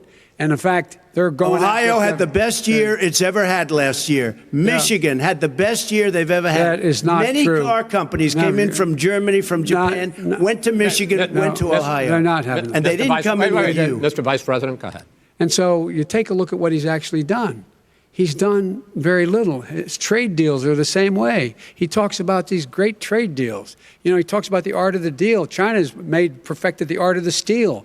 We have a higher deficit with China now than we did before. We have the highest trade deficit China with ate Mexico. your lunch, down All right, gentlemen, 18%. China ate your lunch, Joe. And no wonder your son goes in and he takes out billions of dollars. Takes out billions of dollars to manage. He makes millions of dollars. And also, Simply while not we're at true. it, why is Simply it, not. just out of curiosity, the mayor of Moscow's wife gave your son $3.5 million. is What not did he true. do to deserve it? That What is did he do with Burisma none to of that deserve is true. $183,000? None You've of asked that your is question, true. let him answer. None of that is true. Oh, It's really? He didn't totally get But no, $3.5 million? Mr. President, It's Mr. totally- President, please. totally You've asked a question. discredited. Totally discredited. And by the way, Well, wait, he let's didn't get talk- $3.5 million, Joe? Mr. Vice, He got Mr. $3.5 million. President, It is not true. Oh, really? Mr. Oh. President, But, Mr. it's an open discussion, please. Now, It's a fact. Well, There's- it you is have not a raised an fact. issue. Let the It's been Vice totally President answer. discredited. Did There was a Burisma pay him report. $183,000 a month with no experience in energy? Mr. Look, President, no job. My son did nothing wrong at Burisma. I think he did. and Mr. the only President, guy that let did him something- answer. He doesn't want to let me answer because he knows I have the truth. His position has been totally, thoroughly discredited. By who? in The Ukraine. media? By everybody. Well, by the media, by our because they refuse to allies, talk by the about it World because they're Bank, embarrassed. by everyone has discredited. Matter of fact, even the people President, who please stop. testified under oath. So let me under ask you oath, this, under- Joe. under No, oath. go ahead, Mr. I'm listening to Even you. the people under. He got $3.5 million from testified- Moscow. He testified under oath in his administration, said, I did my job and I did it very well. Oh, I really? did it I'd like to know honorably. who they are. Well, I'll give you the list I'll of the fire people who them. testified. No, go ahead, sir. Sure, you've already fired most of them because they did Some a good because job. some people don't do a good here's job. With you, Go they ahead. say- You get here's the, the wait a deal. minute. You get the final word, Mr. Well, it's hard to get any word in with this clown. Excuse me, this. Hey, this let me just person. tell you, No. I'm Mr. President. I'm $3.5 Mr. million, President. Joe. That is simply. Why did not he true. deserve $3.5 million It from did- Moscow? Look, here's the deal. We want to talk about families and ethics. I don't want to do that. I mean, his family we could talk about all night. His family's My already. family, No, let him go. my family Already lost wrote- a fortune by Go ahead. coming down and helping Go us ahead. with Go ahead, government. sir. And that's such a. they're right That's here. it, Mr. That's President. such Every a great. single one of them lost This a is not fortune about by President. my coming and family or helping his us family. with It's government. about your family, They the didn't American collect $3.5 people. million He for doesn't. nothing. That's not true. It doesn't want to talk about what you need. You, the American people. It's about you. That's what we're talking about. you here. should All right, Not that's the end of the Shouldn't have segment. taken the money. We're moving on. He didn't take them. Well, Vice it's a very- President, but Chris, no, can I be honest? It's a very important Try to be question. honest. No, That's He a stood good thing. up. No, he stood up, the answer to and the he question is threatened no. Ukraine. No, sir. With $1 billion, if you don't That get rid of is the press. absolutely You know what, not stop. You're on true. tape doing it. You're going to You're on have tape. True. Gentlemen. Is- I hate to raise Chris, my voice, he's but on it seems tape. to be, why should I be different than the two of you? So here's the Got a deal. good point. We have 6 segments. We have ended that segment. We're going to go to the next segment. In that segment, you each are going to have 2 uninterrupted moments. In those 2 uninterrupted minutes, Mr. President, you can say anything you want. I'm going to ask a question about race, but if you want to answer about something else, go ahead. But I think that the country would be better served if we allowed both people to speak with fewer interruptions. I'm appealing to you, sir, to do that. Well, and him too. Well, frankly, you've been doing more interrupting Well, that's than all he right, has. but he does plenty. Well, less than, sir, less there's than. plenty. No, less than you have. Let's please continue on. The issue of race. Vice President Biden, you say that President Trump's response to the violence in Charlottesville 3 years ago, when he talked about very fine people on both sides, was what directly led you to launch this run for president. Oh, yeah, sure. President Trump, you have often said that you believe you have done more for black Americans than any president, with the possible exception of Abraham Lincoln. My question for the two of you is, why should voters trust you rather than your opponent to deal with the race issues facing this country over the next 4 years? Vice President Biden, you go first. It's about equity and equality. It's about decency. It's about the Constitution.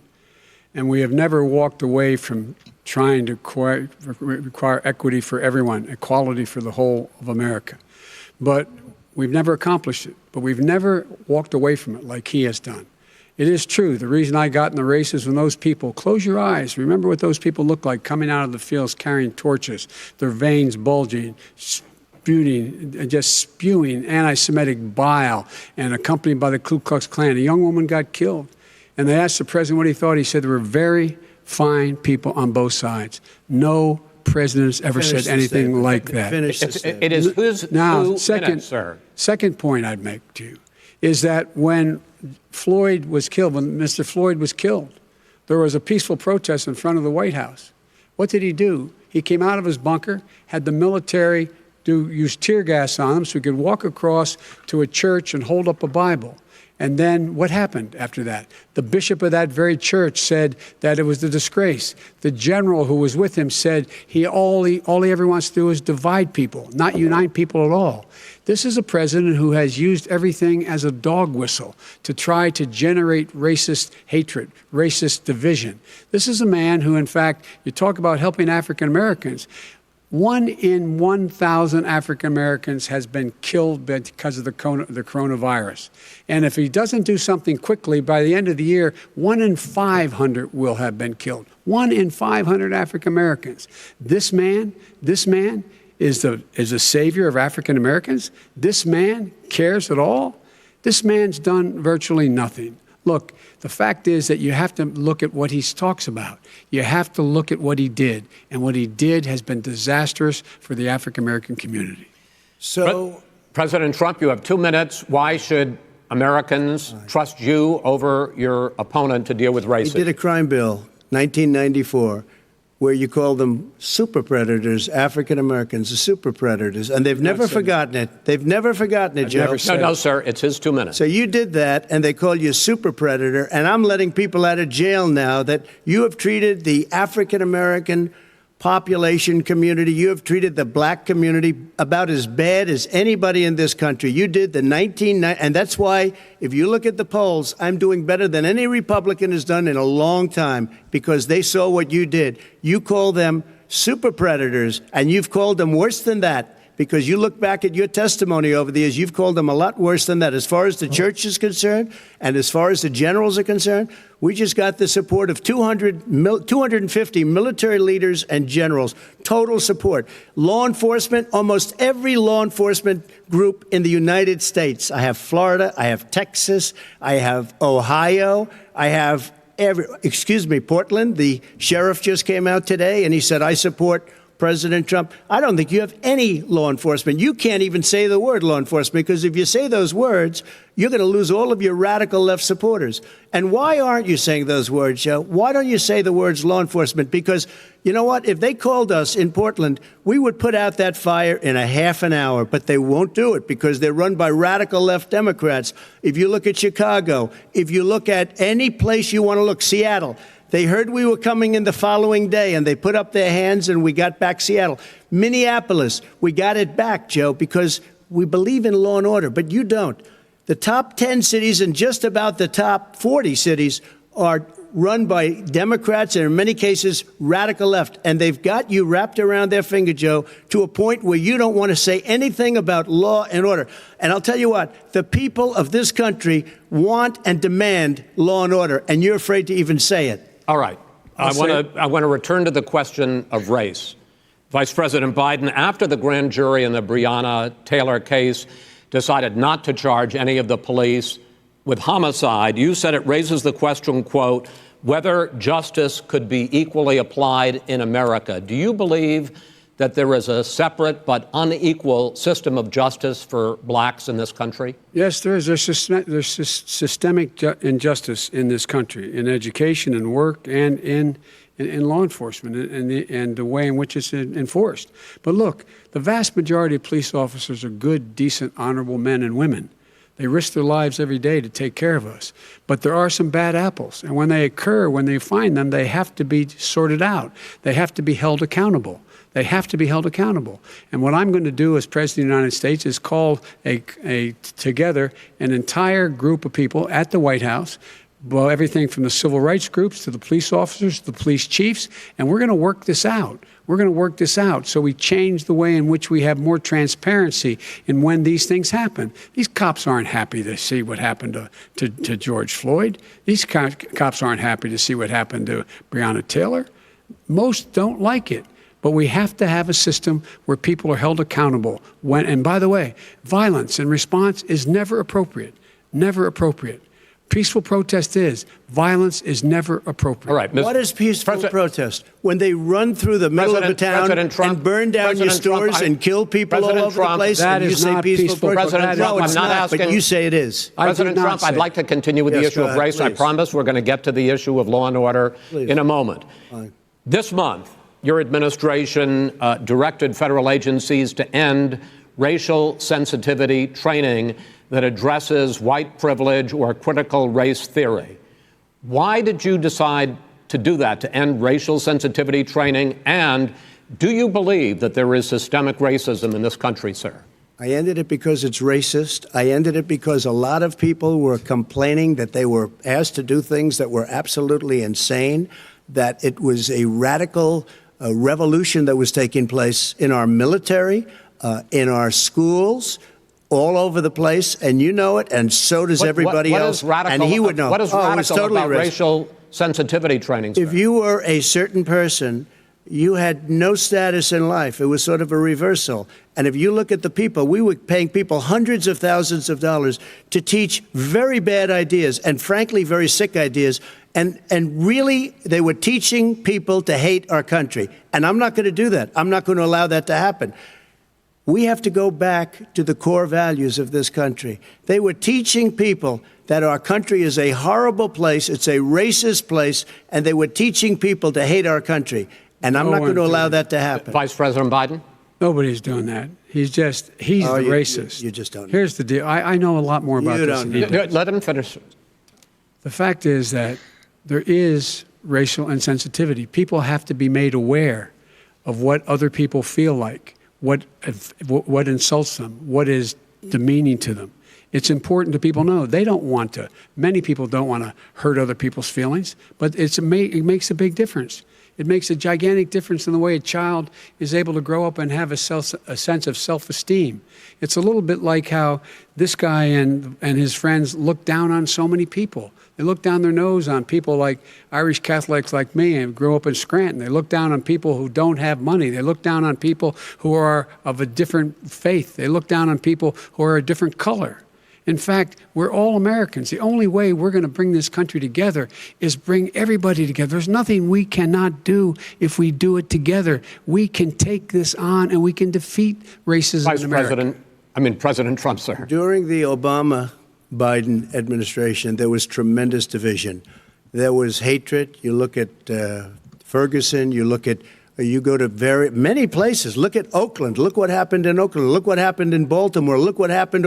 Frankly, it was more violent than what I'm even seeing now. Oh, my but Lord. the reason is that ridiculous. the Democrats that run these cities don't want to talk like you about law and order. Violent and you crime, still haven't mentioned. violent Are you in crime. favor of law and order? I'm in favor of law. You follow it. Are you in favor of law and order? Go Yes, ahead, I'm say in it. favor. You asked a question, let him finish. Law and order. He loses Law left. and Let order. let him answer. Law and order with justice, where people get treated fairly. Okay. And the fact of the matter is, violent crime went down 15% in our administration. All right. It's gone up on his watch. Went down much more in ours. All right, we're now. is president of the United States of America. Mr. President, every record in the book. Mr. President, you're going to be very happy because we're now going to talk about law and order. Places we had trouble were Democratic-run cities. That's exactly my question. There has been a dramatic increase in homicides in America. this summer particularly, and you often blame that on Democratic mayors and Democratic governors, but in fact there have been equivalent spikes in Republican-led cities like Tulsa and Fort Worth. So the question is this really a party issue? I think it's a party issue. You can bring in a couple of examples, but if you look at Chicago, what's going on in Chicago, where 53 people were shot and 8 died, shot. If you look at New York, where it's going up like nobody's ever seen anything, the numbers are going up 100, 150, 200%. Crime. It is crazy what's going on. And he doesn't want to say law and order because he can't, because he'll lose his radical left supporters. And once he does that, it's over with. But if he ever got to run this country and they ran it the way he would want to run it, we would have our suburbs would be gone. By the way, our suburbs would be gone, and you would see problems like you've never seen. He wouldn't know a suburb unless he took a wrong turn. Oh, I know suburbs. He would not. So much Go ahead. Wait a minute. I was raised in the suburbs. This is not 1950. All these dog whistles on racism don't work anymore. Suburbs are by and large integrated. There's many people today driving their kids to soccer practice and or to black and white and Hispanic in the same car as there have been any time in the past. What really is a threat to the suburbs and their safety is his failure to deal with COVID. They're dying in the suburbs. His failure to deal with the environment. They're being flooded. They're being burned out because his refusal to do anything. That's why the suburbs are in trouble. I do want to talk about this issue of law and order, though. And in the joint recommendation that came from the Biden-Bernie Sanders task force, you talked about, quote, reimagining policing. Yeah. First of all, what does reimagining policing mean, and do you support? It means. Let me, if I might finish the question. What does reimagining policing mean, and do you support the Black Lives Matter call for community control of policing? Look, what I support is the police having the opportunity to deal with the problems they face. And I'm totally opposed to defunding the police offices. As a matter of fact, local police, the only one defunding it, his budget calls for a $400 million cut in local law enforcement assistance. They need more assistance. They need, when they show up for a 9/11 call, to have someone with them as a psychologist or psychiatrist to keep them from having to use force and be able to talk people down. We have to have community policing like we had before, where the officers get to know the people in the communities. That's when crime went down. It didn't go up, it went down. And so we have to be engaged. That's not what they're talking about, Chris. That's not what they're talking about. He's talking about defunding the police. That is not true. He doesn't have any law support. Look, he has no law enforcement That's not support. true. Almost nothing. Look. Oh, really? Who do you have? Name one group that supports you. Name one group that came out and supported you. Go ahead. Think. We have time. We don't have time to do anything. No, think about it.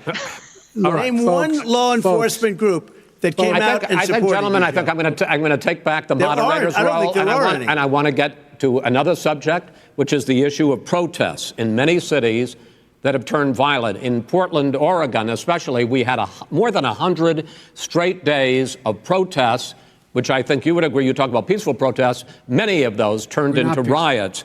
Mr. Vice President, you say that people who commit crimes should be held accountable. The question I have, though, is, as the Democratic nominee, and earlier tonight you said that you are the Democratic Party right now, have you ever called the Democratic mayor of Portland or the Democratic governor of Oregon and said, hey, you got to stop this, bring in the National Guard, do whatever it takes, but you stop the days and months of violence in Portland? I don't hold public office now. I am a former vice president. I've made it clear in my public statements that the violence should be prosecuted. It should be prosecuted, and anyone who commits it. But you've never called for the people, the leader. Excuse me, sir. You had never called for the leaders in Portland and in Oregon to bring in the National Guard and knock off 100 days of riots. They can, in fact, take care of it if he just stay out of the way. Look here. Oh, really? Oh, really? Here's the thing. I sent in the U.S. Marshals to get the killer of the young man in the middle of the street. They shot him, and for 3 days, President Trump, Portland wouldn't do anything. I had to send in the U.S. Marshals. They took care of business. Go ahead, sir. And by the way, his own former spokesperson said, riots and chaos and violence help his cause. That's what this is all about. I don't know who said that. I do. Who? I think Kellyanne Conway. I don't think she said that. She said that. Have And it. so here's the All right. But here's the point. Go The ahead, point sir. is that that's what he keeps trying to rile everything up. He doesn't want to calm things down. Instead of going in and talking to people and saying, let's get everybody together, figure out how to deal with this. What's he do? He just pours gasoline in the fire constantly, And- every single solitary Okay, time. and to end this, button up this segment, I'm going to give you a minute to answer, sir. You have repeatedly Well, wait, criticized. I have to answer his No, statement. you have His statement. repeatedly. Wait, you have just 1 No, second. you've been talking You back made and a forth. statement. I'm asking you. I would no, love to you know, end it. sir. I would love to end it, and You we know, if would you want to very- switch seats, We would could very quickly. We could do that, but I'd I'm send no, in the National Guard. It would be over. There'd be no problem. Okay, but they good. don't want to accept the National Guard. You have repeatedly criticized the vice president for not specifically calling out Antifa and other left-wing That's right. extremist groups. But are you willing tonight to condemn white supremacists and militia groups and to say that they need to stand down and not add to the violence in a number of these cities, as we saw in Kenosha and as we've seen in Portland? Sure, are you I'm willing prepared to do that, specifically but do it? Well, I go would ahead, say sir. I would say almost everything I see is from the left wing, not from the right wing. So what are you saying? I'm willing to do anything. I want to see Well, peace. then do it, sir. Say it. Do it. Say it. Do you want to call him? What do you want to call him? Give me a name. Give me a White name. Go ahead. supremacists Who and would white you like me to condemn? White Proud Boys. supremacists and right Proud militia. Boys, stand back and stand by. But I'll tell you what. Somebody's got to do something about Antifa and the left, because this is not a right-wing problem. His This own is a left-wing. FBI director This said is a the threat left-wing from Go ahead, problem. white Go ahead, sir. supremacists. Antifa's an idea, not an organization. Oh, you gotta be not kidding. militia. That's what his It's an idea. FBI director Gentlemen, said. Well, then you know what? No, He's no, wrong. we're done, sir. We're moving on to the next. Everybody We're moving. gives you bat advice hits you in your over the head, that's administration. not an idea. Everybody in Antifa your is bad. administration tells you the truth has a bad idea. Can I tell you what? You have no ideas. Antifa is a dangerous All right, radical gentlemen, group. we're now moving on to the Trump And and you ought to be Biden careful with records. them. They'll overthrow you. When in a 2 president, seconds. I'm going to ask a question. When the president seeks a second term, it is generally a referendum on his record. But Vice President Biden, you like to quote one of your dad's sayings, which is, don't compare me to the almighty, compare me to the alternative. And in this case, sir, you are the alternative. Looking at both of your records, I'm going to ask each of you, why should voters elect you president over your opponent? In this segment, President Trump, you go first, 2 minutes. Because there has never been an administration or president who has done more than I've done in a period of 3.5 years. And that's despite the impeachment hoax. And you saw what happened today with Hillary Clinton, where it was a whole big con job. But despite going through all of these things, where I had to fight both flanks and behind me and above, there has never been an administration that's done what I've done. The greatest, before COVID came in, the greatest economy in history, lowest unemployment numbers. Everything was good. Everything was going. And by the way, there was unity going to happen. People were calling me for the first time in years. They were calling and they were saying, it's time maybe. And then what happened? We got hit, but now we're building it back up again. A rebuilding of the military, including Space Force and all of the other things. A fixing of the VA, which was a mess under him. 308,000 people died because they didn't have proper health care. It was a mess. And we now got a 91% approval rating at the VA, our vets. We take care of our vets. But we've rebuilt our military. The job that we've done, and I'll tell you something, some people say maybe the most important. By the end of the first term, I'll have approximately 300 federal judges and Court of Appeals judges, 300, and hopefully 3 great Supreme Court justices. That is a record, the likes of which very few people, and you know one of the reasons I'll have so many judges? Because President Obama and him left me 128 judges to fill. When you leave office, you don't leave any judges. That's like, you just don't do that. They left 128 openings, and if I were a member of his party, because they have a little different philosophy, I'd say if you left us 128 openings, you can't be a good president, you can't be a good vice president. But I want to thank you because it gives us almost, it'll probably be above that number by the end of this term. 300 judges, it's a record. Looking at both your records, why should voters elect you president as opposed to President Trump? You have 2 minutes uninterrupted. Under this president, we become weaker, sicker, poorer, more divided, and more violent. When I was vice president, we inherited a recession. I was asked to fix it. I did. We left him a booming economy, and he caused a recession. With regard to being weaker, the fact is that I've gone head-to-head with Putin and made it clear to him we're not going to take any of his stuff. He's Putin's puppy. He still refuses to even say anything to Putin about the bounty on the heads of American soldiers. Your son got $3.5 million. And by the way, my son... Wait a minute. Mr. President, your campaign agreed to both sides would get 2-minute answers uninterrupted. Well, your side agreed to it, and why don't you observe what your campaign agreed to as a ground rule, okay, sir? He never keeps his word. Can you add back No, I'm not asking. That was a rhetorical question. Can you Go add ahead, back sir. 30 seconds? Yeah, yes, okay. you may have. All right. Go ahead. So, thirdly, we're poor. The billionaires have gotten much more wealthy by a tune of over $300 to $400 billion more just since COVID. You in the home, you got less. You're in more trouble than you were before. In terms of being more violent, when we were in office, there were 15% less violence in America than there is today. He's president of the United States. It's on his watch. And with regard to more divided, the nation can't stay divided. We can't be this way. And speaking of my son, the way you talk about the military, the way you talk about them being losers and being and just being suckers. My son was in Iraq. He spent a year there. He got the Bronze Star. He got the Conspicuous Service Medal. He was not a loser. He was a patriot, and the people left behind there were heroes. Really? And I resent. Are you talking like about hell. Hunter? Are you talking about I'm Hunter? talking about my son, Bo Biden. You're talking about. I don't know Bo. I know Hunter. Yeah, Hunter you know got Bo. Hunter got thrown out of the military. He was thrown out, dishonorably discharged. That's not true. He For wasn't dishonorably. cocaine use.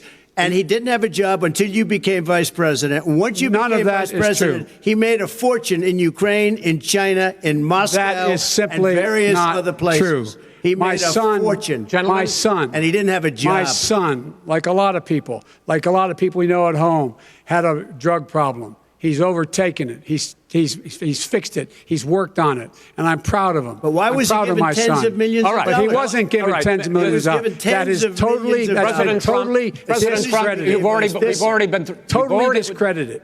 We've already been through this. I think the American people would rather hear about more substantial subjects. Well, you know, as the moderator, sir, I'm going to make a judgment call here. Gets $3.5 million from the mayor of Moscow. Let's talk about I think true. it's a terrible That thing. report is totally discredited. Mitt think Romney on that committee said it wasn't worth taxpayers' money, that report. It was written for political reasons. You know, I'd like to talk about climate change. So would I. Okay. The forest fires in the West are raging now. They have burned millions of acres. They have displaced hundreds of thousands of people. When state officials there blame the fires on climate change, Mr. President, you said, I don't think the science knows. Over your 4 years, you have pulled the U.S. out of the Paris Climate Accord. You have rolled back a number of Obama environmental records. What do you believe about the science of climate change? And what will you do in the next 4 years to confront it? I want crystal clean water and air. I want beautiful, clean air. We have now the lowest carbon. If you look at our numbers right now, we are doing phenomenally. But I haven't destroyed our businesses. Our businesses aren't put out of commission. If you look at the Paris Accord, it was a disaster from our standpoint. And people are actually very happy about what's going on because our businesses are doing well. As far as the fires are concerned, you need forest management in addition to everything else. The forest floors are loaded up with trees, dead trees that are years old, and they're like tinder, and leaves and everything else. You drop a cigarette in there, the whole forest burns down. You've got to have forest management. What do you believe about the science of climate change, sir? I believe that we have to do everything we can to have immaculate air, immaculate water, and do whatever else we can that's good. You know, we're planting 1 billion trees, the Billion Tree Project, and it's very exciting for a lot of people. You believe that human pollution, greenhouse gas emissions contributes to the global warming of this planet? I think a lot of things do, but I think to an extent, yes. But I also think we have to do better management of our forests. Every year, I get the call, California's burning. California's burning. if that was cleaned, if you had forest management, good forest management, you wouldn't be getting those calls. You know, in Europe, they have forest cities. They're called forest cities. They maintain their forests. They manage their forests. I was with the head of a major country. It's a forest city. He said, sir, we have trees that are far more, they ignite much easier than California. There shouldn't be that problem. I spoke with the governor about it. I'm getting along very well with the governor.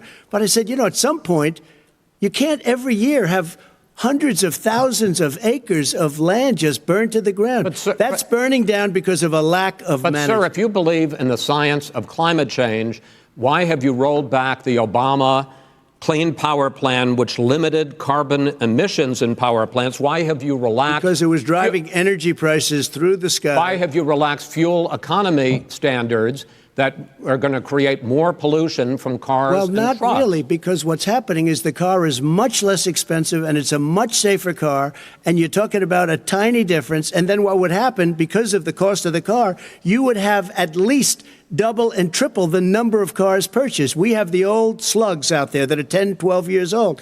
If you did that, the car would be safer. It would be much cheaper by $3,500. In the case of California, they've simply ignored No, but you would take a lot of cars off the market because people would be able to afford a car. Now, and by the way, we're going to see how that turns out. But a lot of people agree with me, many people. The car has gotten so expensive because they have computers all over the place for an extra little bit of gasoline. And I'm okay with electric cars, too. I think I'm all for electric cars. I've given big incentives for electric cars. But what they've done in California is just crazy. Right. Vice President Biden, I'd like you to respond to the president's climate change record, but I also want to ask you about a concern. You proposed $2 trillion in green jobs. You talk about new limits, not abolishing, but new limits on fracking, ending the use of fossil fuels to generate electricity by 2035, and zero net emission of greenhouse gases by 2050. The president says a lot of these things would tank the economy and cost millions of jobs. He's absolutely wrong, number one. Number two, if in fact, during our administration, the Recovery Act, I was in charge, able to bring down the cost of renewable energy to cheaper than or as cheap as coal and gas and oil. Nobody's going to build another coal-fired plant in America. No one's going to build another oil-fired plant in America. They're going to move to renewable energy, number one. Number two, we're going to make sure that we are able to take the federal fleet and turn it into a fleet that's run on their electric vehicles. Making sure that we can do that, we're going to put 500,000 charging stations and all of the highways that we're going to be building in the future. We're going to build an economy that, in fact, is going to provide for the ability of us to take 4 million buildings and make sure that they, in fact, are weatherized in a way that, in fact, they'll emit significantly less gas and oil because the heat will not be going out. There's so many things that we can do now to create thousands and thousands of jobs. We can get to net zero in terms of energy production by 2035. Not only not costing people jobs, creating millions of good paying jobs, not $15 an hour, but prevailing wage, by having a new infrastructure that, in fact, is green.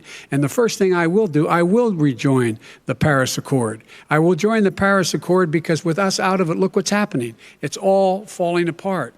And talk about someone who has no relationship with foreign policy. Brazil, the rainforests of Brazil are being torn down, are being ripped down. More carbon is absorbed in that rainforest than every bit of carbon that's emitted in the United States. Instead of doing something about that, I would be gathering up and making sure we had the countries of the world coming up with $20 billion and say, here's $20 billion. Stop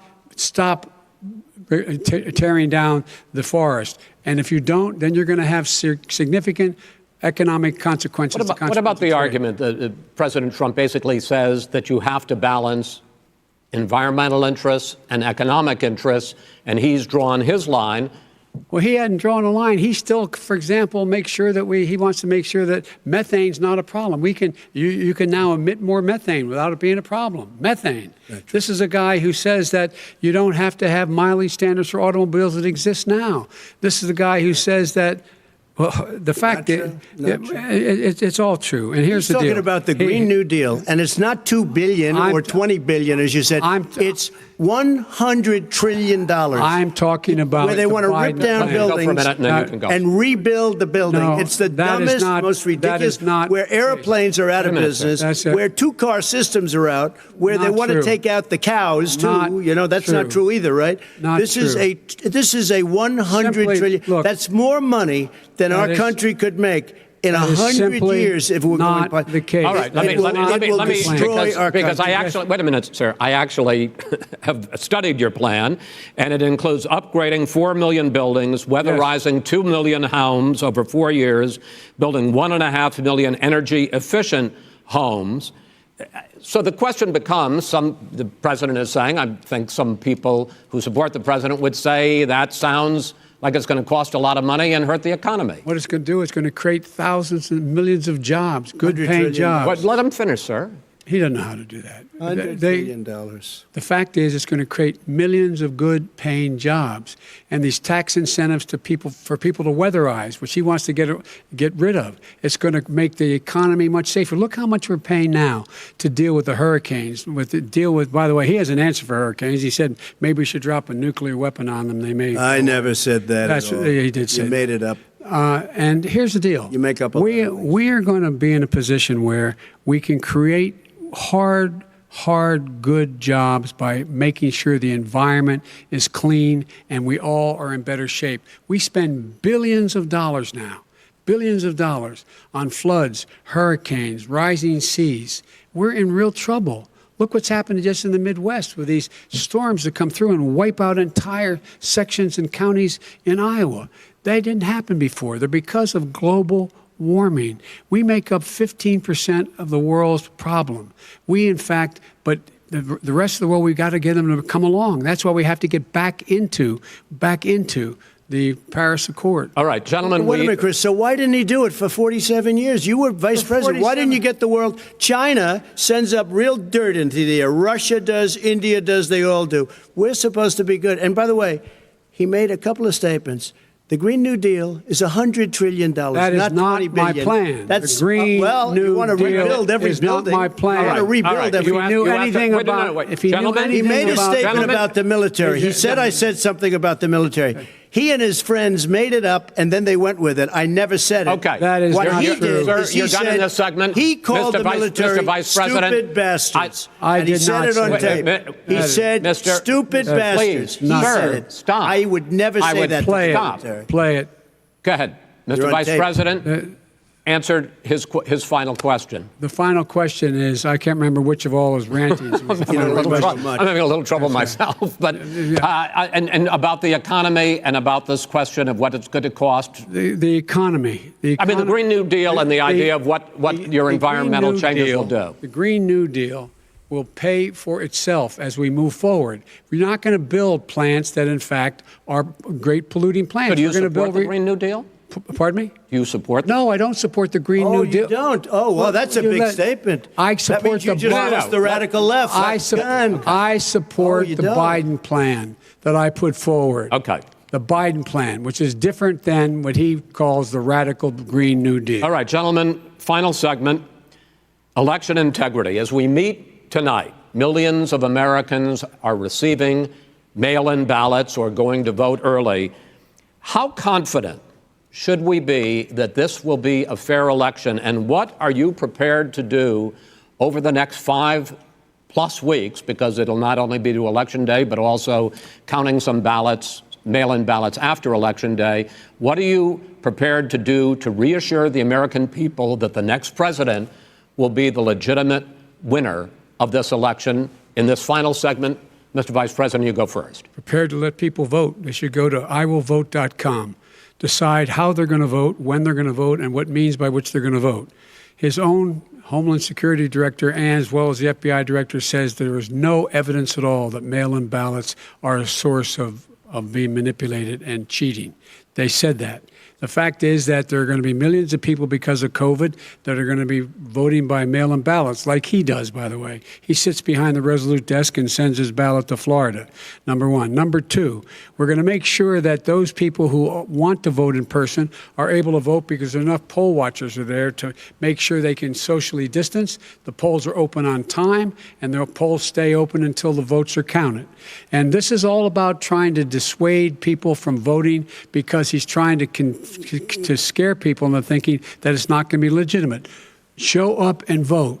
You will determine the outcome of this election. Vote, vote, vote. If you're able to vote early in your state, vote early. If you're able to vote in person, vote in person. Vote whatever way is the best way for you, because he cannot stop you from being able to determine the outcome of this election. And in terms of whether or not when the votes are counted, and they're all counted, that will be accepted. If I win, that will be accepted. If I lose, that'll be accepted. But by the way, if in fact he says he's not sure what he's going to accept, well, let me tell you something. It doesn't matter, because if we get the votes, it's going to be all over. He's going to go. He can't stay in power. It won't happen. It won't happen. So vote. Just make sure you understand you have it in your control to determine what this country is going to look like the next 4 years. Is it going to change? You're going to get 4 more years of these lies. Mr. President, 2 minutes. So when I listened to Joe talking about a transition, there's been no transition from when I won. I won that election. And if you look at crooked Hillary Clinton, if you look at all of the different people, there was no transition because they came after me trying to do a coup. They came after me spying on my campaign. They started from the day I won and even before I won, from the day I came down the escalator with our First Lady. They were a disaster. They were a disgrace to our country. And we've caught them. We've caught them all. We've got it all on tape. We've caught them all. And by the way, you gave the idea for the Logan Act against General Flynn. You better take a look at that, because we caught you in a sense. And President Obama was sitting in the office. He knew about it too. So don't tell me about a free transition. As far as the ballots are concerned, it's a disaster. A solicited ballot, okay, solicited is okay. You're soliciting, you're asking, they send it back, you send it back. I did that. If you have an unsolicited, they're sending millions of ballots all over the country. There's fraud. They found them in creeks. They found some with the name Trump, just happened to have the name Trump just the other day in a waste paper basket. They're being sent all over the place. They sent 2 in a Democrat area. They sent out 1,000 ballots. Everybody got 2 ballots. This is going to be a fraud like you've never seen. The other thing, it's nice on November 3rd, you're watching and you see who won the election. And I think we're going to do well because people are really happy with the job we've done. But you know what? We won't know. We might not know for months because these ballots are going to be all over. Take a look at what happened in Manhattan. Take a look at what happened in New Jersey. Take a look at what happened in Virginia and other places. They're not losing 2%, 1%, which, by the way, is too much. An election could be won or lost with that. They're losing 30 and 40%. It's a fraud, and it's a shame. And can you imagine where they say you have to have your ballot in by November 10th? November 10th. That means that's 7 days after the election, in theory, should have been announced. Okay. We have major states with that, sir, all run by Democrats. 2 minutes is 2 minutes. All run by Democrats. It's President Trump, it's a rigged election. You're going to be able to continue. You have been charging for months that mail-in balloting is going to be a disaster. You say it's rigged, that it's going to lead to fraud. But in 2018, in the last midterm election, 31 million people voted mail-in voting. That was a quarter, more than a quarter of all the voters that year cast their ballots by mail. Now that millions of mail-in ballots have gone out, what are you going to do about it? And are you counting on the Supreme Court, including a Justice Barrett, to settle any dispute? Yeah, I think I'm counting on them to look at the ballots, definitely. I hope we don't need them in terms of the election itself. But for the ballots, I think so, because what's happening is incredible. I read today, where at least 1% of the ballots for 2016 were invalidated. They take them. We don't like them. We don't like them. But what are you going to do about it? There are millions of ballots going out right now. What you do is you go and vote. You do a solicited ballot, and that's okay, or you go and vote. I'm asking you about the fact that millions of people You go and vote. You go and vote. But what I'm saying is, what are you going to do about the fact that millions of people... You either do, Chris, a solicited ballot where you're sending it in, they're sending it back, and you're sending... They have mailmen with lots of it. Did you see what's going on? Take a look at West Virginia, mailmen selling the ballots. They're being sold. They're being dumped in rivers. This is a horrible thing for our country. This is not going to end well. There is no evidence. This is not going to end well. 5 states have had mail-in ballots for the last decade or more. 5, including 2 Republican states. And you don't have to solicit the ballot. It's sent to you. It's sent to your home. What they're saying is that it has to be a postmark by election day. If it doesn't get in till the 7th, 8th, 9th, it still should be counted. He's just afraid of counting the votes because he knows the outcome. You're wrong. I want to continue with you on this, Vice President Biden. Chris, he's so wrong when he makes a statement like that. Excuse me. Vice President Biden, the biggest problem, in fact, over the years with mail-in voting has not been fraud historically. It has been that sizable numbers, sometimes hundreds of thousands of ballots are thrown out because they have not been properly filled out or there is some other irregularity or they missed the deadline. So the question I have is, are you concerned that the Supreme Court with a Justice Barrett will settle any dispute? I'm concerned that any court would settle this because here's the deal. When you get a ballot and you fill it out, you're supposed to have an affidavit. If you didn't know, you have someone say that this is me. You should be able to, if in fact you can verify that's you before the ballot is thrown out, that's sufficient to be able to count the ballot because someone made a mistake and not dotting the correct I. Who they voted for, testify, say who they voted for, say it's you. That is totally legitimate. All right. Excuse me, Chris, when you have 80 million ballots, Senate and swamping the system, you know it can't be done. You know it can't, and already there's been fraud. Mail service delivers 185 million pieces of mail a day. In 8 states, we can keep talking. In 8 states, election workers are prohibited, currently by law, 8 states, from even beginning to process ballots, even take them out of the envelopes and flatten them until Election Day. That means that it's likely, because there's going to be a huge increase in mail-in balloting, that we are not going to know on election night who the winner is, that it could be days, it could be weeks. Could be months. Until we find out who the new president is. So first for you, sir, finally for the vice president, I hope neither of you will interrupt the other. Will you urge your supporters to stay calm during this extended period, not to engage in any civil unrest? And will you pledge tonight that you will not declare victory until the election has been independently certified? President Trump, you go first. I'm urging my supporters to go into the polls and watch very carefully, because that's what has to happen. I am urging them to do it. As you know, today there was a big problem. In Philadelphia, they went in to watch. They're called poll watchers, a very safe, very nice thing. They were thrown out. They weren't allowed to watch. You know why? Because bad things happen in Philadelphia, bad things. And I am urging my people. I hope it's going to be a fair election. If it's a fair election, I am 100% on board. But if I see tens of thousands of ballots being manipulated, I can't go along with that. And I'll tell you what, does that mean, from a common sense, does that mean you're going to tell your people to take to the street? It means you have a fraudulent election. You're sending out 80 million ballots. They're not equipped to. These people aren't equipped to handle it. Number one. Number two, they cheat. They cheat. Hey, they found ballots in a waste paper basket 3 days ago, and they all had the name military ballots. They were military. They all had the name Trump on them. Vice President you think Biden, that's good? Vice President Biden, final question for you. Will you urge your supporters to stay calm while the vote is counted, and will you pledge not to declare victory until the election is independently certified? Yes, and here's the deal. We count the ballots, as you pointed out. Some of these ballots in some states can't even be opened until Election Day. And if there's thousands of ballots, it's going to take time to do it. And by the way, our military, they've been voting by ballots since the end of the Civil War, in effect. And that's what's going to happen. Why is it for them somehow not fraudulent? It's the same process. It's honest. No one has established at all that there is fraud related to mail-in ballots, that somehow it's a fraudulent process. It's already been established. Take a look at Carolyn Maloney's race. You had an opportunity to respond. Look at Carolyn Maloney. Go ahead. They have no idea what happened. Vice President Biden, go ahead. He has no idea what he's talking about. Here's the deal. The fact is, I will accept it, and he will too. You know why? Because once the winner is declared, after all the ballots are counted, all the votes are counted, that'll be the end of it. That'll be the end of it. And if it's me, in fact, fine. If it's not me, I'll support the outcome. And I'll be a president not just for the Democrats. I'll be a president for Democrats and Republicans.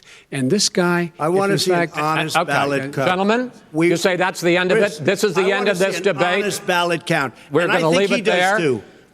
To be continued as in more debates as we go on. President Trump, Vice President Biden, it's been an interesting hour and a half. I want to thank you both for participating in the first of 3 debates that you have agreed to engage in. We want to thank Case Western Reserve University and the Cleveland Clinic for hosting this event. The next debate, sponsored by the Commission on Presidential Debates, will be 1 week from tomorrow, October 7th, at the University of Utah in Salt Lake City. The 2 vice presidential nominees, Vice President Mike Pence and Senator Kamala Harris, will debate at 9 p.m. Eastern that night. We hope you watch.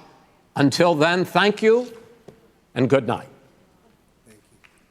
Well, what a brutal 99 minutes that was. Just a mess. Disgraceful in so many ways. Chris Wallace completely out of control. Yeah.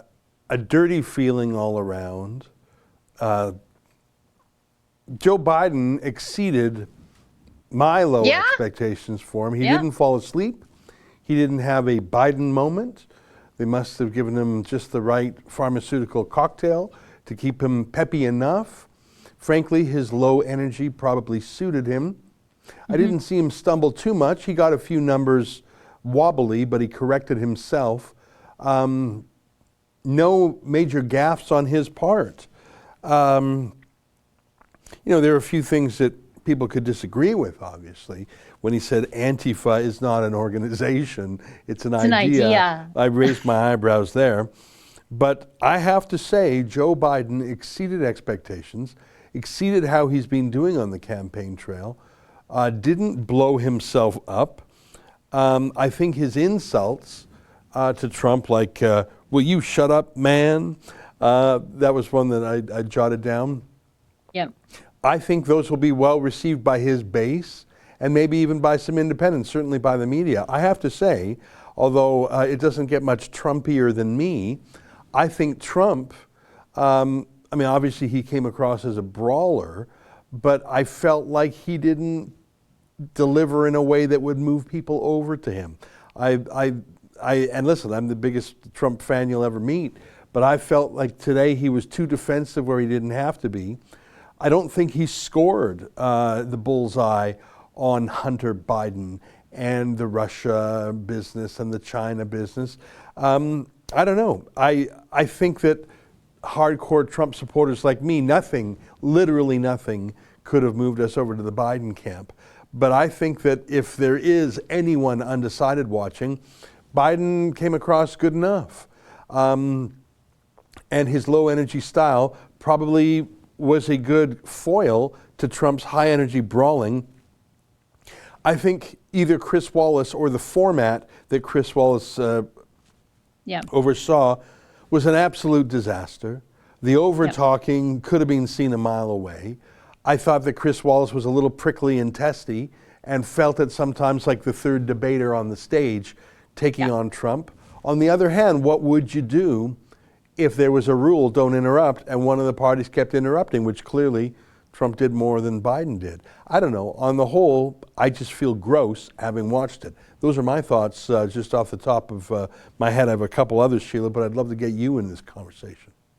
Yeah, I don't think the format did anybody any favors. I think the ephedrine and vitamin B12 cocktail that they juiced Biden up with before he took to the stage held out. The chip clip behind his head, holding his skin on his face nice and tight, stayed in place. He did better than I thought he would do. He did get in some places to the point where, like where you see dementia patients get mad because they're confused. He got a little bit there in some places, especially with his will you shut up, man, and in some other places. And it was I didn't learn anything new. I got the standard, Democrat hyperbole about climate change and how fires and floods in Democrat places are somehow a Republican's fault. And, that when Democrats riot in Democrat cities because Democrats can't accept the turnout or the results of an election, that's somehow the Republicans' fault. I didn't learn anything new. And I think maybe it had to do with the format.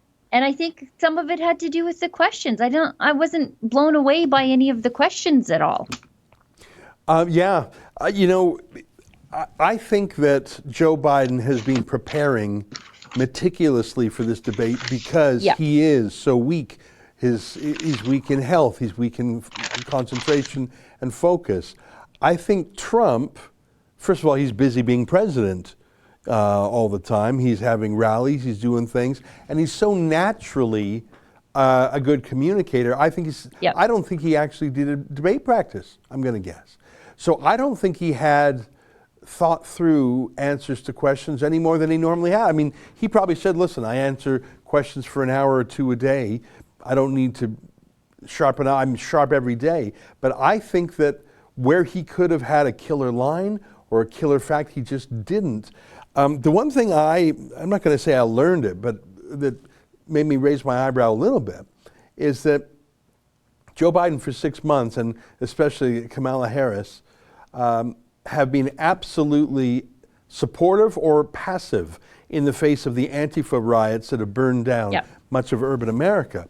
And Trump has been very strong on the law and order rhetoric. And today he challenged Biden to say he was against the riots and for law and order.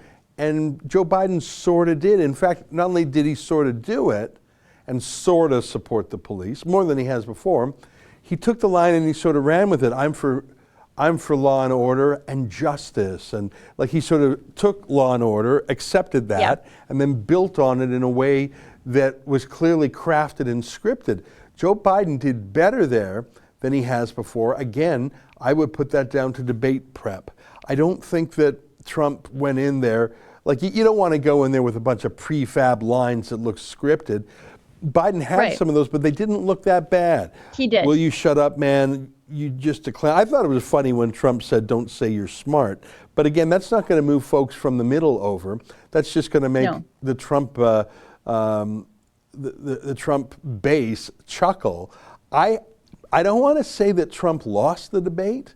No. But I think he lost, like he didn't do as well in the debate. I don't know if anything moved, any numbers moved. But I don't think Trump killed it. I think Trump's base sort of had some fun. I think people who were cool to Trump probably felt colder. I don't think he had smooth, pat answers to questions that he probably could have seen coming a mile away. I just don't think he was prepared. And ironically, Biden's low energy was a good foil to that. What Biden is, his weakness, that he's lame and weak, that I think looked a little bit presidential in the face of the brawler. Believe me, I don't like saying these words, but that's my honest review.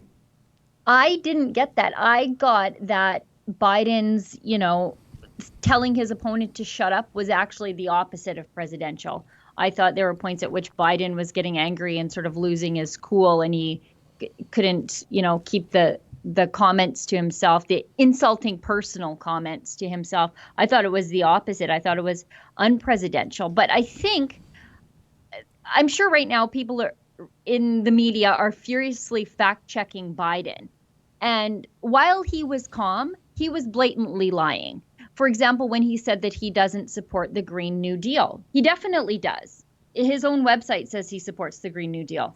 So, it's easy to be smooth when you don't know the answers, or whatever answer you give is going to be a lie. Well, and that's what Biden did a lot of that tonight.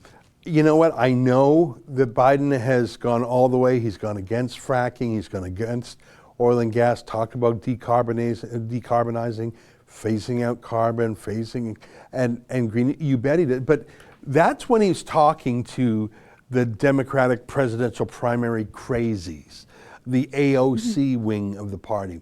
Tonight he was talking to severely normal Americans who probably haven't tuned in for months. And so you're right, he lied. He lied on Law and Order too. Biden and especially Kamala Harris are absolutely Black Lives Matter Antifa supporters.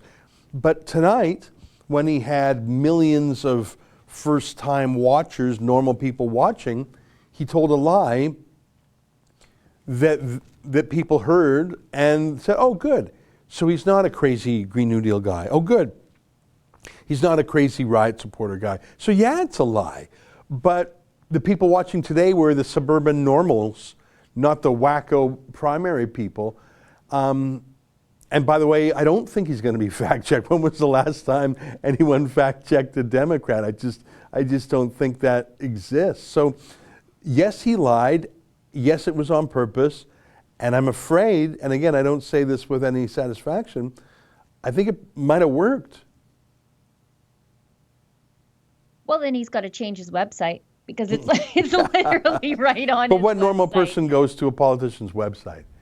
Like what That's normal true. person does that? Yeah. I think that there'll be clips on TV and clips on the internet and clips on Facebook and whatever Yep. of some of the highlights. I think the reason why calling Trump a clown and telling him to shut up worked enough is because Biden didn't throw out 100 of those. He threw out like 2 or 3. And I think that side of the aisle likes to see a little bit of punch Trump action. And I don't think it was excessive. I don't know. I know I'm sounding like I'm an advocate for Biden. I'm the opposite of that. I'm just saying Biden well exceeded my low expectations for him. Oh, yeah. He didn't blow himself up. He didn't have that Biden moment where he forgot where he was and maybe peed his pants or whatever. That didn't happen. I think that, there's something about his eyes. His pupils are the size of, quarters. I don't know what that's all about. Maybe he's always been that way. Maybe there's some medical reason for that. Maybe they're pumping him up with stuff. I remember when he had a bloodshot eye in one of the primary debates a year ago. No, I think that Biden did himself no harm. And whatever doctor cooked up that cocktail of wake up the weekend at Bernie's guy just for 99 minutes, kudos to him. Now Biden's going to collapse. He's going to sleep for 48 hours.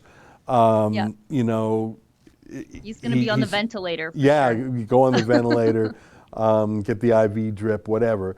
But for 99 minutes, he kept it together. Yeah. And I think for Biden, that is a win. Like that he didn't end up out of breath. He didn't have to sit down. He didn't collapse. He didn't have a Biden moment. Not really. He didn't forget where he was. He did make up some numbers there a little bit. Like I think he said at one point, of the 20,000 that died, how many lived? Like he said that at one point. I wrote that down because it was kind of funny, but it wasn't catastrophic. It wasn't bad.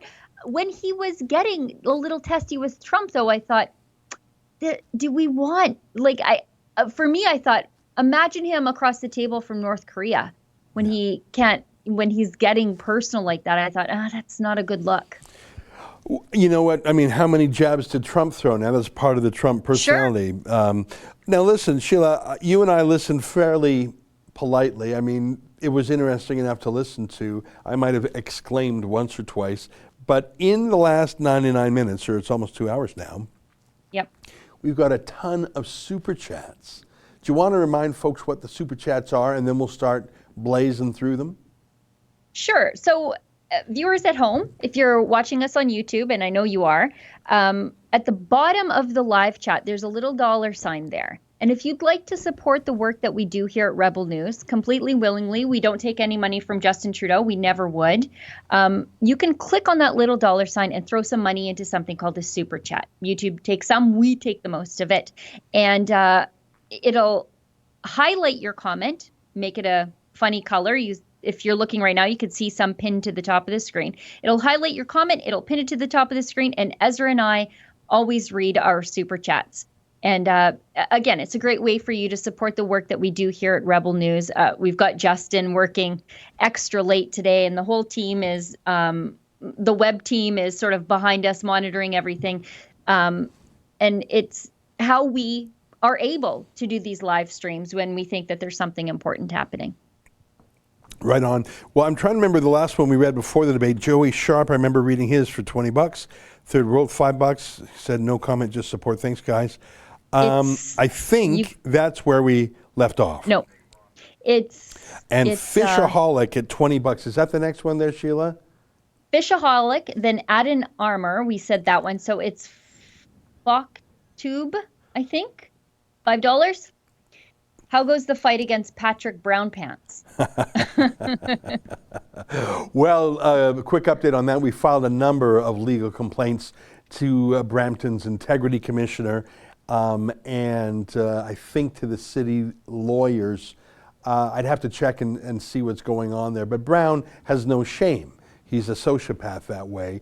We saw that in the disgrace as he was thrown out of the Progressive Conservative Party of Ontario. So when you're up against a guy like American Psycho, who just has no normal shame, embarrassment reaction, it's a weird kind of politician. He will lie, do whatever. He's really the creepiest politician in Canada. There are worse politicians, but none creepier.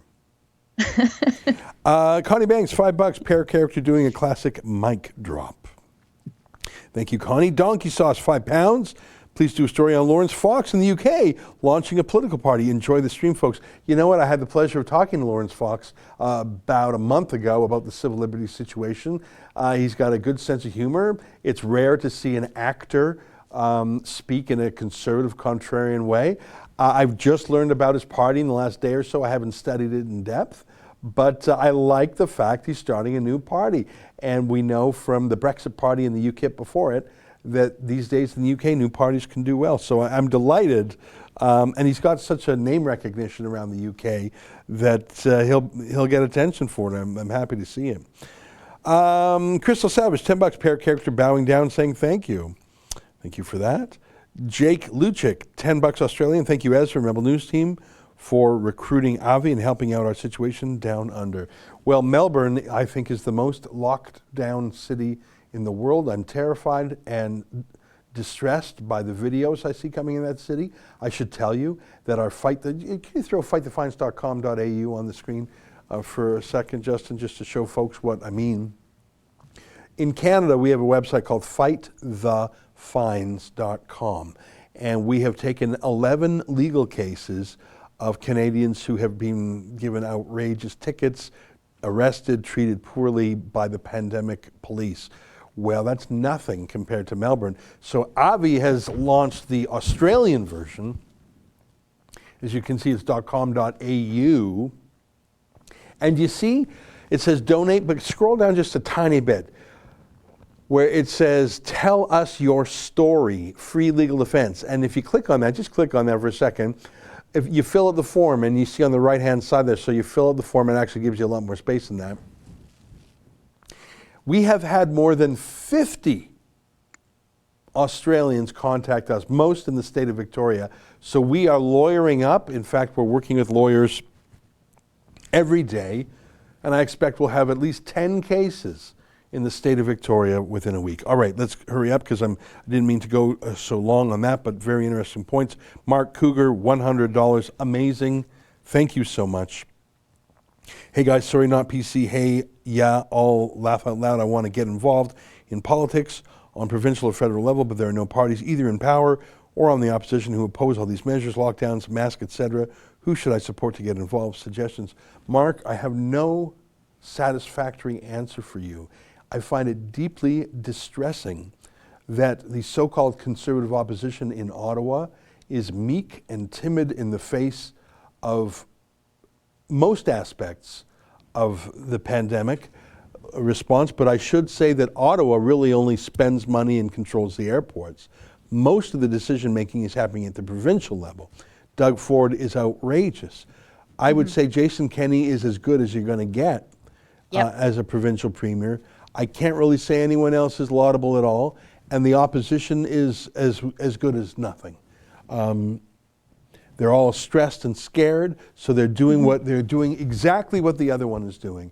No politician of every stripe wants to move away from the herd because there's safety in numbers. So not one of them is willing to be the boy who cries, who says the emperor has no clothes.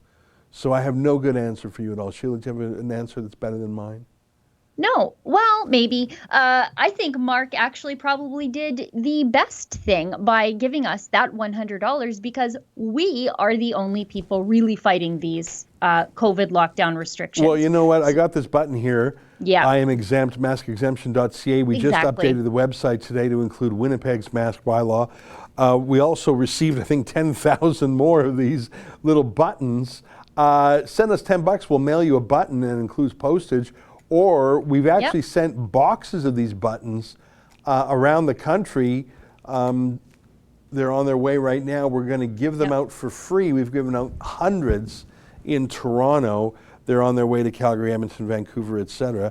Maskexemption.ca, we had a lawyer make a chart of every single exemption to every single mask bylaw in the country, which is pretty cool. We have a few more initiatives like that underway, but that is small potatoes compared to the general problems we face. Okay, I can't be this wordy in reaction to every live chat. I'll just cruise through. Yeah, or otherwise. It's 11 where you are. I just realized That's why I grabbed a 1 hour nap. I was up till 3 a.m. last night, and then I was up at 7, so I grabbed a 1 hour nap, so I'm doing A-okay. Yeah, but what about Justin? That's right. I was thinking, what would Joe Biden do? WWJBD. He would have had a nap and a bunch of pharmaceuticals. I had a nap. I did not do the Red Bull because I don't want to stay up to 3 a.m. again today. Anyway, why don't you take the next few ones here? Sure. John Day gives us $5. I have Bell Express View. All of the debate channels have been blacked out. Why? I don't know. Yeah. Lucky for us, though. Yeah. Schmelma Finga gives us $5. Come on, man. Come on, man. Here's the deal. No malarkey. That's the thing. There was a lot of malarkey tonight, and I was assured that there would be no malarkey. That's right. I was told. They sold me a false bag of goods there. Mrs. Lodi gives us $20. I don't see a super chat. Very generous of you. Dame of the Dammits gives us another $5. She gave us $50 at the beginning of the show. My prediction is you will see a very aggressive Biden.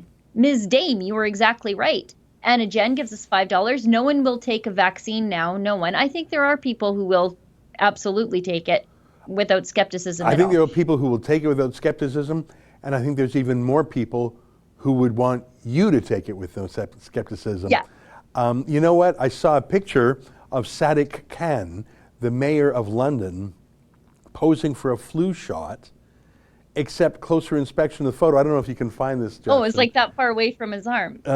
Closer inspection showed that the cap was still on the needle. It was a fake. He wasn't really getting the flu shot. Do you think these fancy pants are really going to jab some made-in-China vaccine in their own arm or their children's arms? I don't know about that. No, we're the guinea pigs. We're the guinea pigs, That's not right. them. Scott Chicktis gives us $4.15. I don't see a super chat there. Thank you very much, though. A little bit of chit-chat between Justin and myself. Reg JR992, $5. How well do you think this debate was handled? I personally think it's kind of a train wreck with all the interrupting of each other. Yeah, that was one of the worst debates I've ever seen in my life. Yeah, it was it's terrible. right. Yeah. For shame, Chris Wallace. I was optimistic. I thought, okay, well, Trump doesn't really like him. Of course, the Democrats are going to be skeptical of him because he works for Fox News. He's probably going to be the right guy for the job. What a disaster. Yeah, it was really bad. CPAS gives us $10. Why doesn't Trump say, I pay $750 a year in taxes, which is too much when I work for free? Good point. He takes no salary. No other pod has ever done this. Yes. Zona Rosa Smith, $6.99. Trump is not a politician. That's okay with me, but it doesn't look good here. Yeah, I think you might be of the same opinion as Ezra. Mons 84, $6.99. Throw Stormy Daniels into the conversation, Joe. Come on. We need to get him off kilter. Ezra and Sheila, you are awesome. Rebels for life. Thank you very much. Dylan Smith gives us $2.79. This interview is a biased joke. Joe Pedo. Anon gives us $5. I understand what Chris is doing in normal times, But that's not how leftists play. They're way more vicious. Decide who wants it the most wins wars.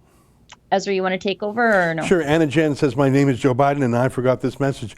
You know what? He didn't have a forgetful moment, or at least nothing that was remarkable.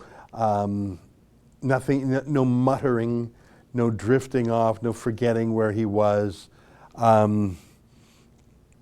You know, sometimes he stammers when he's stressed. He didn't do that here. Yeah. The lashing out felt planned and scripted, not defensive. He did better than I thought he would have. Truth of I'm things, shocked. sorry, go ahead. I said I'm shocked. Yeah. I'm shocked. I'm shocked. Well, I hope Trump does a better preparation next time. Truth of things, $2, vote and vote and vote, says Biden. Yeah, well, again, is that a gaffe or is that just a goofy phraseology? I think that was goofy phraseology. Everything he said, like he's slightly goofy and jocular and come on, man, but nothing tipped over into, no, we can't excuse that. That's nuttiness. He didn't do that. Hidden in plain sight, $100. Wow. What can I say but thanks, appreciate it. Ruth of things, $2. Hansy Biden thinks vets are stupid bastards. That's the thing. People say, oh, we've got to get away from the crassness and crudeness of Donald Trump. We need a respectable president. Joe Biden gropes every girl he comes near. He smells their hair. Young and old. He says, hey, you're 11 years old. Come talk to me after this. Like he says that. He gropes people. He swears at people. The idea that Joe Biden is Miss Manners and dignified, it's sort of a laugh. Truth of things, Joe, fire the prosecutor or else Biden. Yeah, you know, oh, and here's another one, truth of things, I'll support the outcome. Biden, what about the last 4 years? There wasn't, other than a few comments about China and Russia money, there wasn't actually any foreign affairs in this debate, was there? Donald Trump arranged the most amazing peace deal in the Middle East since the Israel-Egypt Accords some 40 years ago. You could say in some ways it's even more astounding, but let's just say the greatest peace deal in a generation. Not a peep about it. Not a peep about America's place in the world. I heard nothing about North Korea, nothing substantive about China, other than incidentally about the virus. Maybe Americans don't care. Maybe as a Canadian by nature I care about America's foreign policy, but I thought that was an interesting omission. Let me speed up through a few more of these. CPAS, $10. This is a debate that I've never heard a question about for. Oh, right there. Foreign policy and Trump's Nobel Peace Prize nomination instead of war would have helped Trump in my eyes. There you go. Scott IXS 319. Wild. Truth of things, $2. Remember when HC had a huge lead in the polls? Hillary Clinton. Yeah. Peter Quenter, $10. Wallace took a job to be a debater against Trump too. Trump ought not have felt the need to be defensive. Plain, calm truths, facts would have sufficed. Yeah, I think Trump was too hot.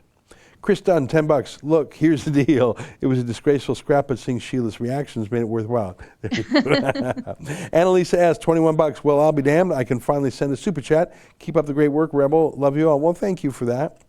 Truth of things, $2. YouTube, Hansy Joe Biden, game over. Oh, yeah. Duckfield, $5. Keep up the fight against Commie Trudeau. Oh, we do every day. Vanessa P, $8. Although Trump interrupted a lot, Joe is consistently spreading lies. So I'm so glad Trump is man enough to just keep at it and say it like it is. Well, that's the thing. Trump is brutal, and that's off-putting to people who are sensitive or care about aesthetic things.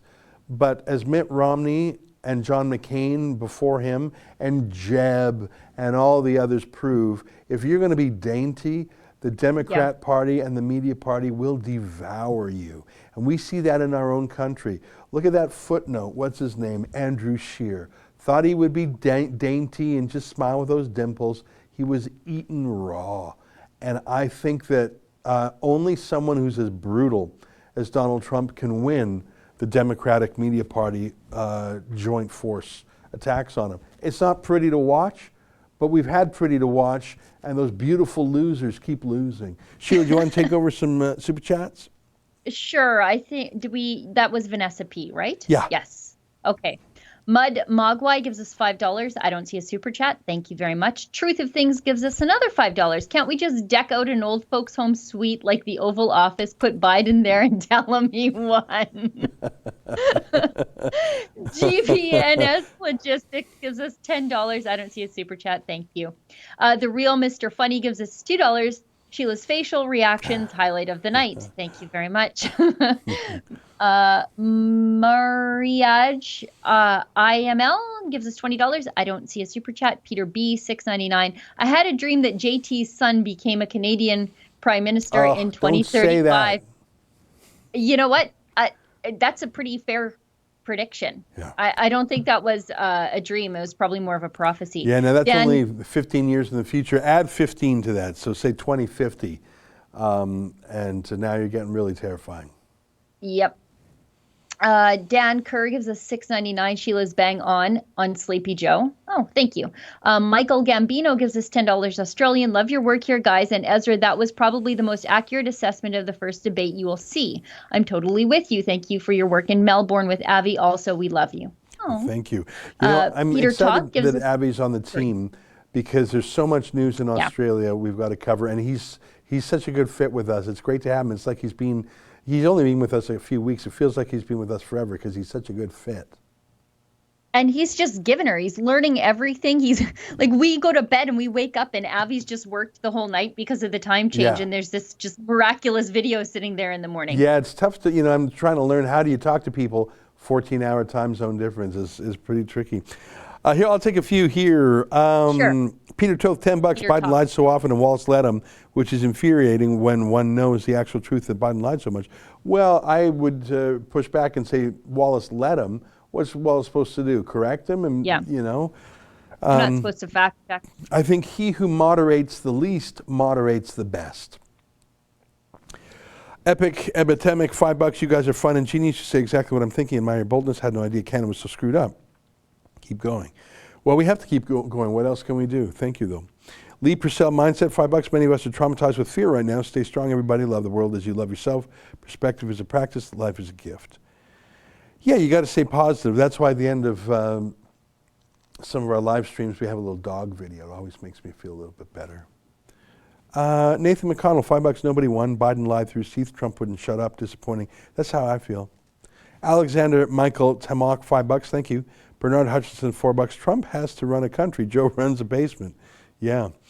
DMB 25108, $7. Big thanks for Ezra and Sheila. Love you both. Keep being one of the few honest media in Canada. You know what? Thank you for that. And I want to invite you to go elsewhere on the website and find my video about a French language radio station in Quebec City called Schwa FM or Radio X. We're actually going to put the whole thing on YouTube tomorrow, right, Justin? And I've got some insane news for you. I'm out of control. I'll tell you what I did because I just took a stand and I just can't even believe it. Anyway, there's a great little radio station that has been absolutely destroyed right now by all the governments. And you got to watch my video to understand why. We'll talk about that tomorrow. I need a minder when I start getting on little projects because I just That's usually my job. Yeah, that's right. I went ahead and made a decision without running it by anybody. That's always a risk. Where are we here? MEDW, $5. Joe supports climate tax and defund cops. Turns a blind eye to BLM and Antifa rioters. Makes sense. He ain't seen nothing since he was down on a muffin. Gary James Prouty, 50 smackers. Well, I appreciate that. I'll read one more and then I'll hand it over to you, Sheila. Russ Robson, $20. Can you guys share this song called Free Lovin' Man? I mentioned Ezra in it. Tommy Robinson has shared it in the UK and Gavin McInnes shared it on his own Get Off My Lawn the other day. Okay, well, I have not listened to it. I'm a little bit terrified to be in a song, but I will listen to it. Maybe not right now, but I will listen to it. Sheila, over to you. I'm excited that you're someone's muse. Anna Jen gives us $5. Ezra, come to Marmora, Ontario. You are a superhero here. Lots of rebels here. Dame of the Dammits gives us $20. Biden looked the viewer dead in the eye and lied. Trump could have kicked a kitten, though, and Through an electric fan, I think you mean to say. He was so on edge. Yeah. He wasn't on his game. Usually he's very he can handle that sort of stuff and keep calm. And the best part about Trump is that he can twist other people in knots while not twisting himself in knots. And I didn't get that vibe from him today. Shmel Mafinga gives us $5. Sorry, I had to work and missed most of this, but support is always here from me. Thank you very much. I'll watch it tomorrow. Thank you. Jonathan Camp gives us $20. American supporter here. I truly appreciate your perspective. True journalist. Ezra, can I tell you something? I popped across over to see how many viewers Breitbart had on their live stream at the very same time as us. Because we're often called the Canadian Breitbart. And I got to tell you, at one point we were beating them by 1,200 viewers. Now we have a bigger YouTube channel and whatever, but I just, it feels good. Yeah, I mean, I like the banter also. Yeah. I don't know if they had any commentary or if they were just running I don't think they did. Stream. They were just running the stream. Yeah.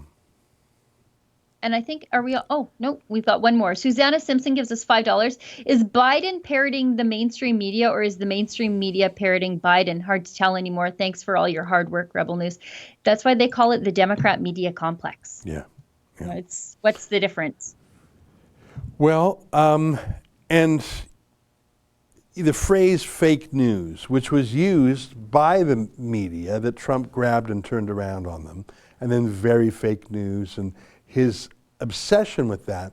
I know some people find that stressful, uncomfortable, and irritating and annoying, but it has an absolutely strategic value, and that is to change the perception of not just some media, but all media from what they are not, but what they may have once been, which is neutral arbiters, referees who call it like they see it, unbiased umpires, into people who were just as partisan with hidden agendas and connected secretly with the Democrats.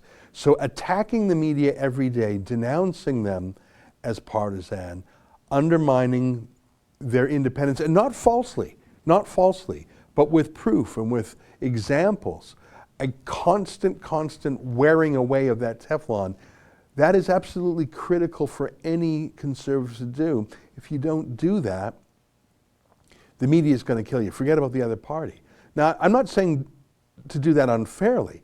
You don't need to do it unfairly because it's so true. And we have not seen any conservative in Canada take that approach. Maxime Bernier tried a little bit, but there were other circumstances and forces and events that made him not be able to succeed even with that strategy. But that Trumpy strategy that normal people find irritating and stressful is how he won in 2016. And if he wins in 2020, it's going to be a big part of it. Don't mind me rambling. I see a few more super chats. Do you want to catch up on them? I just have one left. It's me, $5. Biden certainly didn't like all the sun talk. Yeah, he got a little bit off the rev limiter and quite defensive when Trump kept bringing up Hunter's payment from a Russian oligarch. That you could tell that really set Biden off a little bit.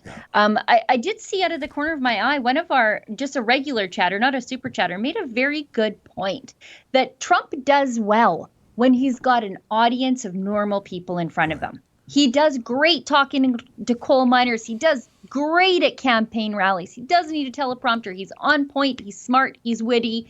I think he would have benefited from an audience tonight, and he just didn't have it, and I think that really hurt him. Yeah, and Biden wouldn't have benefited. How would it have helped him at all? If anything, cheers or jeers might have wobbled him. Well, and when you look at a Biden rally, it's like 6 people in lawn chairs, 30 feet apart from each other. So, I mean, you might be a little claustrophobic with a bunch of people in a room with him. Yeah, I got that that was the one moment when, I mean, I could tell that Trump was trying to wobble and jostle Biden. It didn't really work. Again, the crowd didn't magnify or amplify anything. They weren't physically close to each other in any way. Biden was so low energy, you wouldn't even know if he was wobbled. But the Hunter Biden stuff did push Biden around a bit, and he said, "Oh, how dare you talk about my son, Beau?" Yeah, that's not a good defense to what your son Hunter did. Yeah. And you could tell that that was sort of a soft spot. Nothing else really bugged Joe Biden. Yeah. And nothing got him off strong. You could disagree with his talking points, but he had talking points for everything. On that issue, Hunter Biden, I don't think he did well. No. And I think if I was a Republican advisor strategist, I'd say poke at that sensitive spot. Poke, poke, poke, poke, poke. Do nothing but poke at that. And don't just poke at it as a personal attack. Link it to the great subject that wasn't brought up, China. There were so many foreign policy things, the Middle East we talked about, but how can you have a whole debate and not mention China at all other than the source of the virus? How can you not talk about Chinese trade, Chinese currency, China military, China democracy in Hong Kong, China and spying, China and Huawei, China and interfering in world affairs and dominating 5 committees of the United Nations, including the World Health Committee, World Health Organization. How can you have a debate about America's future without talking about China? And they're talking about, do you believe in the science of man-made global warming? Okay, thanks very much for that 20-year staple of the left. Anyone want to talk about China? So I think that was an omission there, and Trump could fix that on his own by saying, you know what, thanks for your question about global warming. Chris, I know China loves it when we tie ourselves in knots on that because we undo our own economic base. I'm not going to answer your question. I'm going to talk about China instead for the rest of my time. Blah, blah, blah, blah, blah. I'm just brainstorming. And people would say, oh yeah, why are we talking about global warming when we've got a trade war with China? China's crushing Hong Kong. China's spying on us through TikTok and Huawei. That would have been a cool moment, but that would have taken a debate prep. I don't think Trump prepped 5 minutes for this debate. All right, let's whip through some super chats, and my goal is to wrap things up by 11:30 Eastern time, 10 minutes from now. I'm enjoying this, but I know Justin's got to go, and I got to go, and you got to go, Sheila. It's been a good night. Let's see if we can't finish up all the super chats in the next 10 minutes. Oh, I think we are getting actually quite towards the end. So Sid Fizzard gives us $5, says character or policy.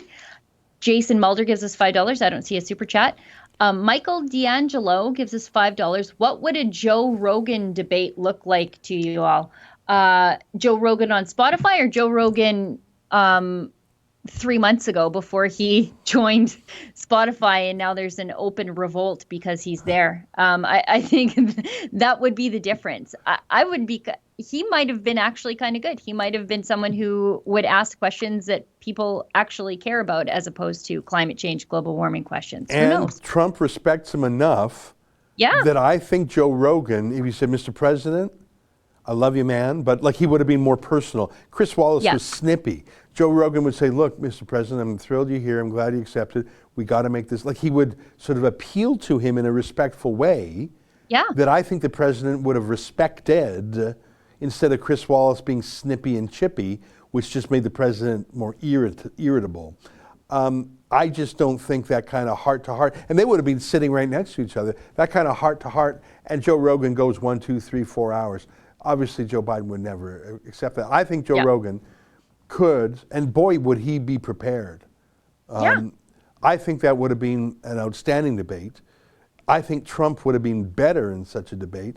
Obviously, Joe Biden would never accept such a debate, and the wokerati on the left would never allow it. Craig McDonald, $7, excellent coverage. Keep up the good work, you guys. You know I'm a super fan. Check your email for a YouTube tax-free donation. Well, that's very friendly. Thanks, Craig. Thanks, Craig. WN, $5. Considering their age in the long debate, do you think they were wearing diapers to avoid bathroom breaks? Thanks. Maybe Joe Biden was. Trump, I mean, there's this famous time-lapse video of him, I think it was at the Naval Academy or the Air Force Academy, literally shaking every single hand of every grad. I think that was maybe in the Navy. What was that, 4 hours of handshaking? He just stood there and shook hands for 4 hours. So I don't think he needs the depends. Jim Primo, 100 smackers. Well, thank you, Jim. Wow. Keep up the good fight, folks. Good night. Thank you. The government, $7. Mental health isn't declining. People with social science degrees are increasing. I'm a veteran. I get shamed by mental health pros all the time. Oh, Ed, you know what? Don't even get me started. Carl Deshane, $5. It's all rigged, not because of the Russians, but a great businessman against a frontal lobe dementia man. May we go for a drink, Sheila? That's Carl Deshane. Do you want to take over the last 5 here? Sure. Drea, don't give us money. You work for us. Hungry for Truth with Drea Humphrey gives us $13.99. I agree. Biden was way more with it than I expected. My question is, who wants to pay more taxes than what they are legally obliged to? Thank you very much. Exactly. Yeah. Well, that's Drea Trump Humphrey. paid what was required of him. Yeah, go ahead. No, I was just going to say that's Drea Humphrey, our star reporter from Vancouver, who's done just such an amazing job. So good. It's suka. That's a Russian you know word. what? The Russians swear. That's it's. There you go. I was thinking like that was like a funny way of saying psycho or something. Yeah, you know, you're right. That is that's the a swear. Cyrillic way of saying. Okay, you know what? Thanks for the correction. Sorry. Go ahead. Okay, Saskatchewan is behind you. True Effects gives us $50. If I recall, Trump's first debate with Hillary was bad as well, but then he caught on. Yeah. Yeah. Stephen gives us $5. I like how New York Times waited until the end of the debate to drop an article on Project Veritas's video being a disinformation campaign until after the debate. Project Veritas. Bernard Hutchison gives us $5. Sorry, go ahead. So I was just going to say Project Veritas. The left hates it because it's real journalism. The video speaks for itself. New York Times hates Project Veritas because it's so compelling. The reason they squawk and defame and smear Project Veritas is proof that it's working. No one shoots at a dead duck. Let me read a couple here. True Effects, I think you might have read that. I recall Trump's, yeah, you did. Stephen. Bernard Hutchinson, 549. Trump didn't do well. Hillary's first debate was wait for number 2. Okay. Lou Elaine, $5. Thank you, Ezra, Sheila, and Rebel producer Justin, for all your time and effort. You're welcome. I think we have 3 more super chats. I'll read the next one. You can take the last 2, Sheila, okay? Glenn Gardner, $10. Most people agree with standing up for your family, and Biden's campaign is obviously aware. My problem is that I feel Joe's reason for his strong reaction is mostly forced for political reasons. No, it's because his son is corrupt. His son was. Why would you get a $3.5 million wire transfer from the ex-wife of the mayor of Russia? Are you what did you do for that? Why would you get tens of thousands of dollars a month to be a director on a Ukrainian gas company? You're an expert in that now? Why would you get $1.3 billion in funds from China? Hunter Biden is not the world's greatest businessman. He was merely the son of the sitting vice president. It's all crooked corruption, that's why. Sheila, you take over. I think Volcom Steel is the next one there. Why did Trump mention Ilhan Omar's corruption? I don't think he mentioned her. He mentioned corruption in Philly and other places. I don't think he said Ilhan Omar. Janine Carrington, $7, 2020. Med W, $2. If Trump goes down, all of North America follows. Well, I'm going to expand that much more. I'm going to say the world. Imagine the China-India conflict. Imagine North Korea. Imagine Japan. Imagine Israel and the Middle East. Imagine Iran. Imagine the Europeans no longer feeling they have to support NATO. Imagine Venezuela's resurgence, Cuba. The entire world will become more dangerous, more hostile to freedom. Yeah, Canada, sure, but much more than that. I think Sheila might have some Skype problems. I'm not completely sure. I think there's one more super chat. And I hear in my ear that we have a dog video. It is also 11:28. So I propose to read the last super chat, which is from Ricky Wright, $5. Trump missed his opportunity on denouncing Antifa and Black Lives Matter. I think he could have been clearer. I think it's clear he hates those groups. But I just think his messaging, he could have been a little more practiced. I know he's a natural impresario, and that's the problem. In a way, he was too confident in his own natural abilities. Glenn Gardner, $10. Sorry, I was referring to his son in the military. Well, that's his late son, Beau Biden. Hunter Biden, I don't think served in the military at all. Sheila, can you connect via Skype, or are you having some Skype problems out there? I'm in now. Oh, I'm you're in back. now. Okay, great. Yeah. Well, Sheila, it's 11:28. Thank you very much for spending the last 3 hours with me and our thousands of viewers. I glanced at the screen in a moment. There was one moment I saw we had over 7,800 concurrent Wow. followers. That's a very high number. And it's a pleasure to have so many Americans and Australians joining us too. It's about 1:30 in the afternoon in Melbourne, if I'm not mistaken, so it's sort of daytime there, but it's late at night for a lot of folks on the East Coast. Sheila, thanks for working so hard as you always do. Justin, thanks for doing what you do and running the whole thing. I think we caught up with the Super Chats. If not, I would like to say thank you to those who chipped in. There was a lot of $100 gifts tonight, which is amazing.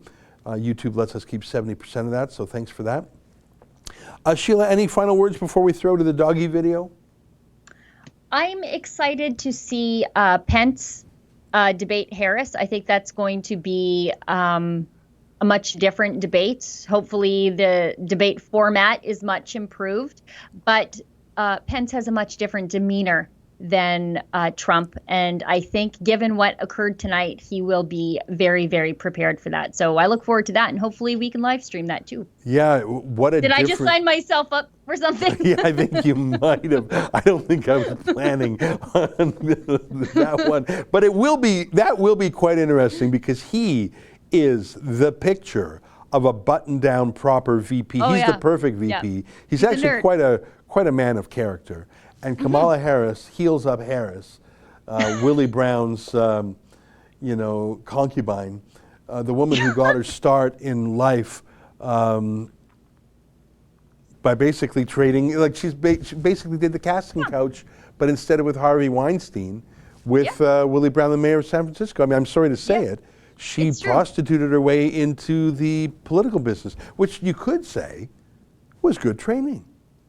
So it'll be quite something to see someone of such questionable ethical and moral and intellectual background take on Mike Pence, who's so proper. I don't know if Mike Pence is even capable of insulting or being rude. So in some ways, it'll be a flip-flop. You'll have wild, crazy Kamala and just completely button down Mike Pence, except for, unlike Joe Biden, he's got all his wits about him. He's not, So I think that will be quite an interesting debate. It obviously won't have the attention as the title fight, which we saw tonight. All right. Well, Sheila, thanks as always for tuning in. You are definitely the fan favorite, and you prove that all the time when you do the live stream with David Menzies. Everyone's so happy to see you. I'm obviously delighted to have you on these live streams with me. Justin, thanks to you and the rest of the team who was working tonight. Without further ado, I'll say goodnight to everybody. Please tune in tomorrow for my Schwa FM. What is that strange word I'm saying, Schwa FM? CHOI is the call letters of a radio station in Quebec City, and they are having a censorship crisis right now. And I invite you to watch my video on that. That'll be released on YouTube tomorrow. So that's it for now for all of us here at Rebel World Headquarters and Sheila out west at our Alberta outpost. But let me leave you with a dog video curated by Justin. I have not seen this dog video yet. I always like the surprise, and I find that these videos leave me 14% to 32% happier. So here we go. Bang!